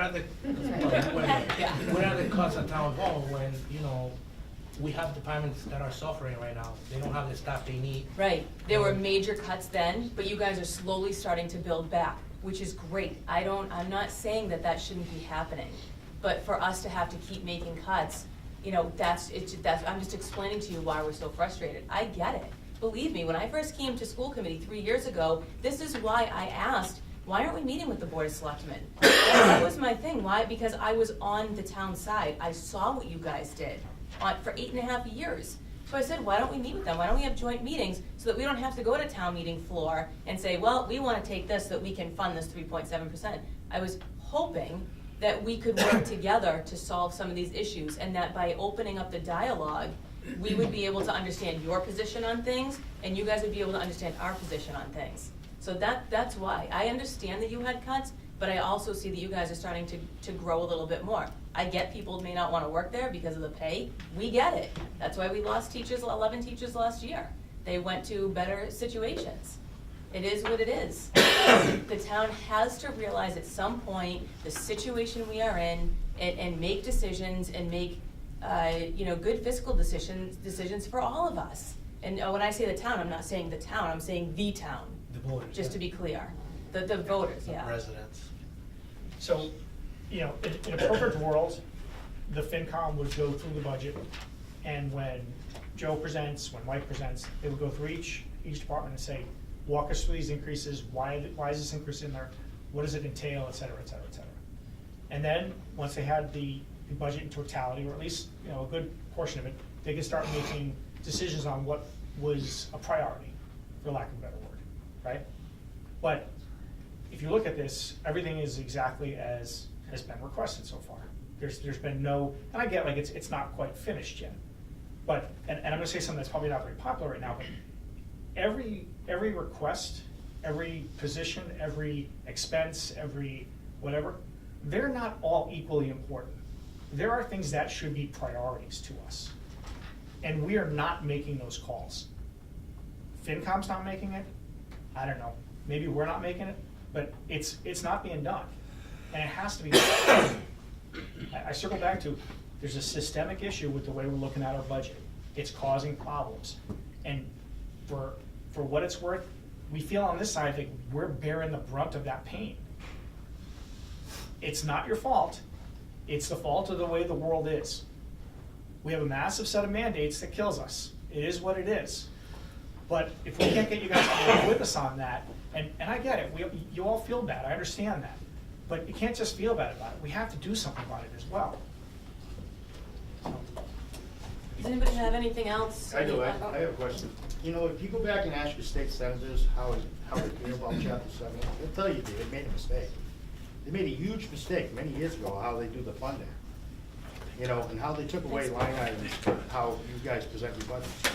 And people out there think that you guys have a slush fund. And I'll tell you why. Don't take this to heart, please. When we went for that override deal, we split down the middle, 1.7, 1.7. And one of the things in the budget was, you guys had about full-time kindergarten, remember? Yeah, I remember. Okay, so because the override failed and the full-time kindergarten wasn't available, a month later, all of a sudden, full-time kindergarten was available. That set a bad taste in a lot of people's mouths. That's a great point. It really set a lot of bad taste. Absolutely great point. You need to show, I don't know how you're gonna do it, there's a way to do it. You gotta show a better way to the taxpayers. Whether you lay people off and you're hurting, maybe that's gotta be it. I don't know. But you gotta show it to them. It's a great point. Because if you recall how that laid out, we had already set half of the cost of full day K into the budget. And when it didn't pass, we got together and said, okay, well, listen, full day K is about as important an initiative for the kids, but also additionally a financial importance to this town. Because we knew we were losing people to that charter school. We were losing them in kindergarten, they weren't coming back. So we said, hey, you know what? How can we make this happen? We took our school choice money and we just used that. We said, shouldn't be for that, but if we do this, we're gonna bring kids back, we're gonna start saving the charter school money. It's playing out. What is it down now? 600,000? Yeah. $600,000. 600,000. We more than recouped that money. We didn't recoup it. The town recouped it. But the problem is outside of going and knocking on everybody's door and walking through the numbers, I don't know how to let them know. You know, at some point, honestly, and your point is absolutely very, very valid.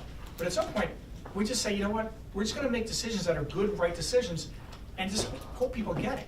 I don't know how to make them understand it. I really don't. The other thing that year too is there are 11 things that were wanted, needed, whatever, and we prioritized kindergarten, and that's why it went through. So yes, we didn't get the money to do other things, but that was something that was important to us to do. The other 10 didn't happen. It's like a duck, right?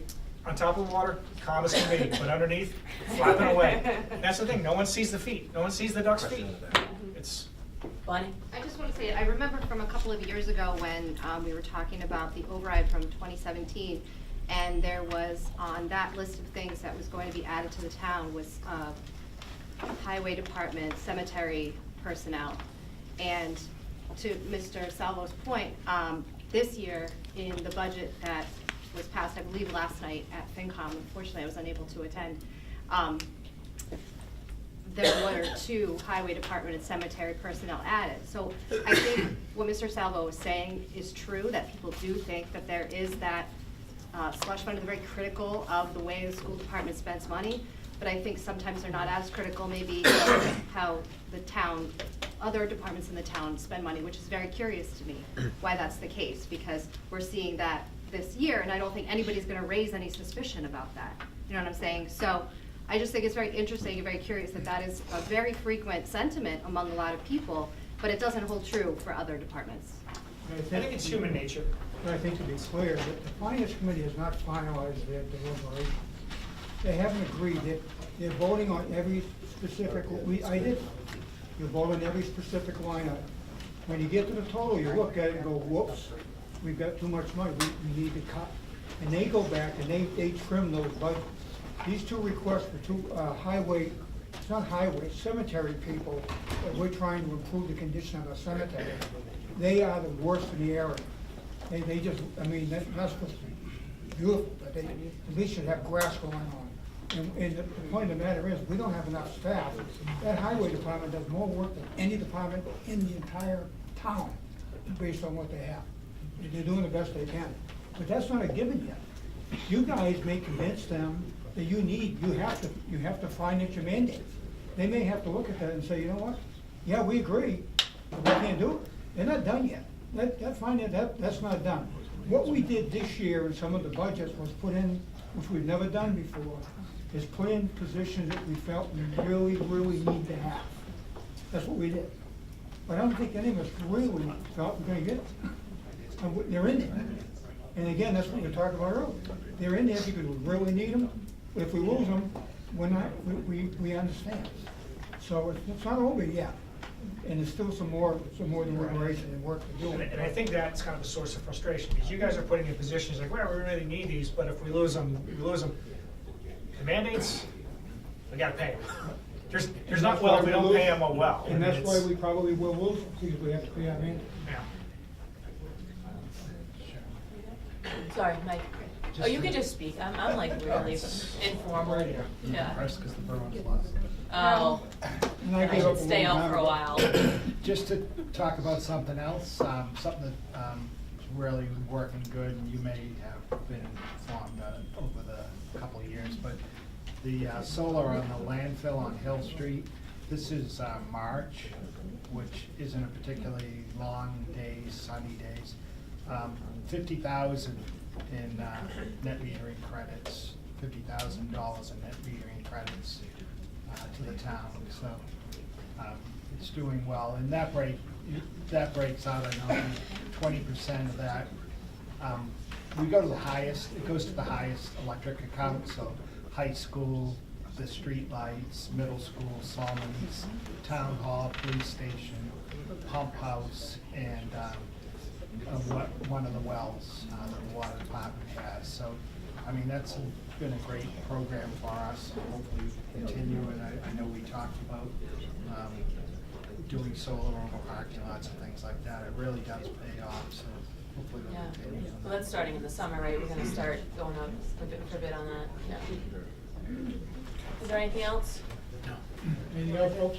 I just have a comment. I just like to say, listen, I get 10 minutes. Jerry says you don't. As you know, Bob and I are running for re-election. I just want to personally thank all of you that I've had to serve for the last 15 years, and you know, hopefully I made my decisions right to respected your vote to consider me for the next 3 years. So I just wanted to bring that up. Thank you so much. Thank you, yeah. In case I'm not here.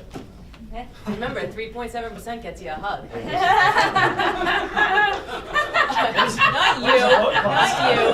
Are you giving us 3.7%? By law, I can only give you $49. $49. Mike and I hug it out all the time. We're fine. Well, that's what's good about this. We can go back and forth, and at the end of the day, we're all still friends. Mike We're all still and I are trying to. gonna have coffee tomorrow and try to find 3.7.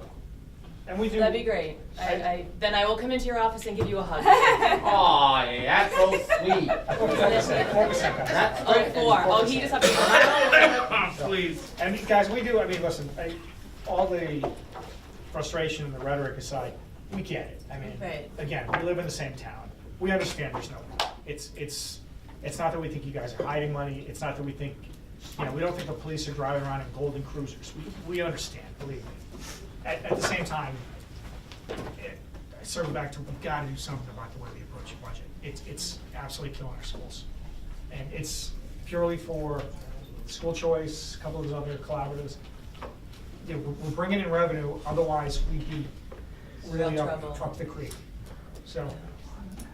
Thank you for coming. It was a long Thank meeting. you. We need a motion to adjourn. Oh, sorry, motion to adjourn. So moved. Second, Second. all those in favor? Aye. 9:54, August meeting.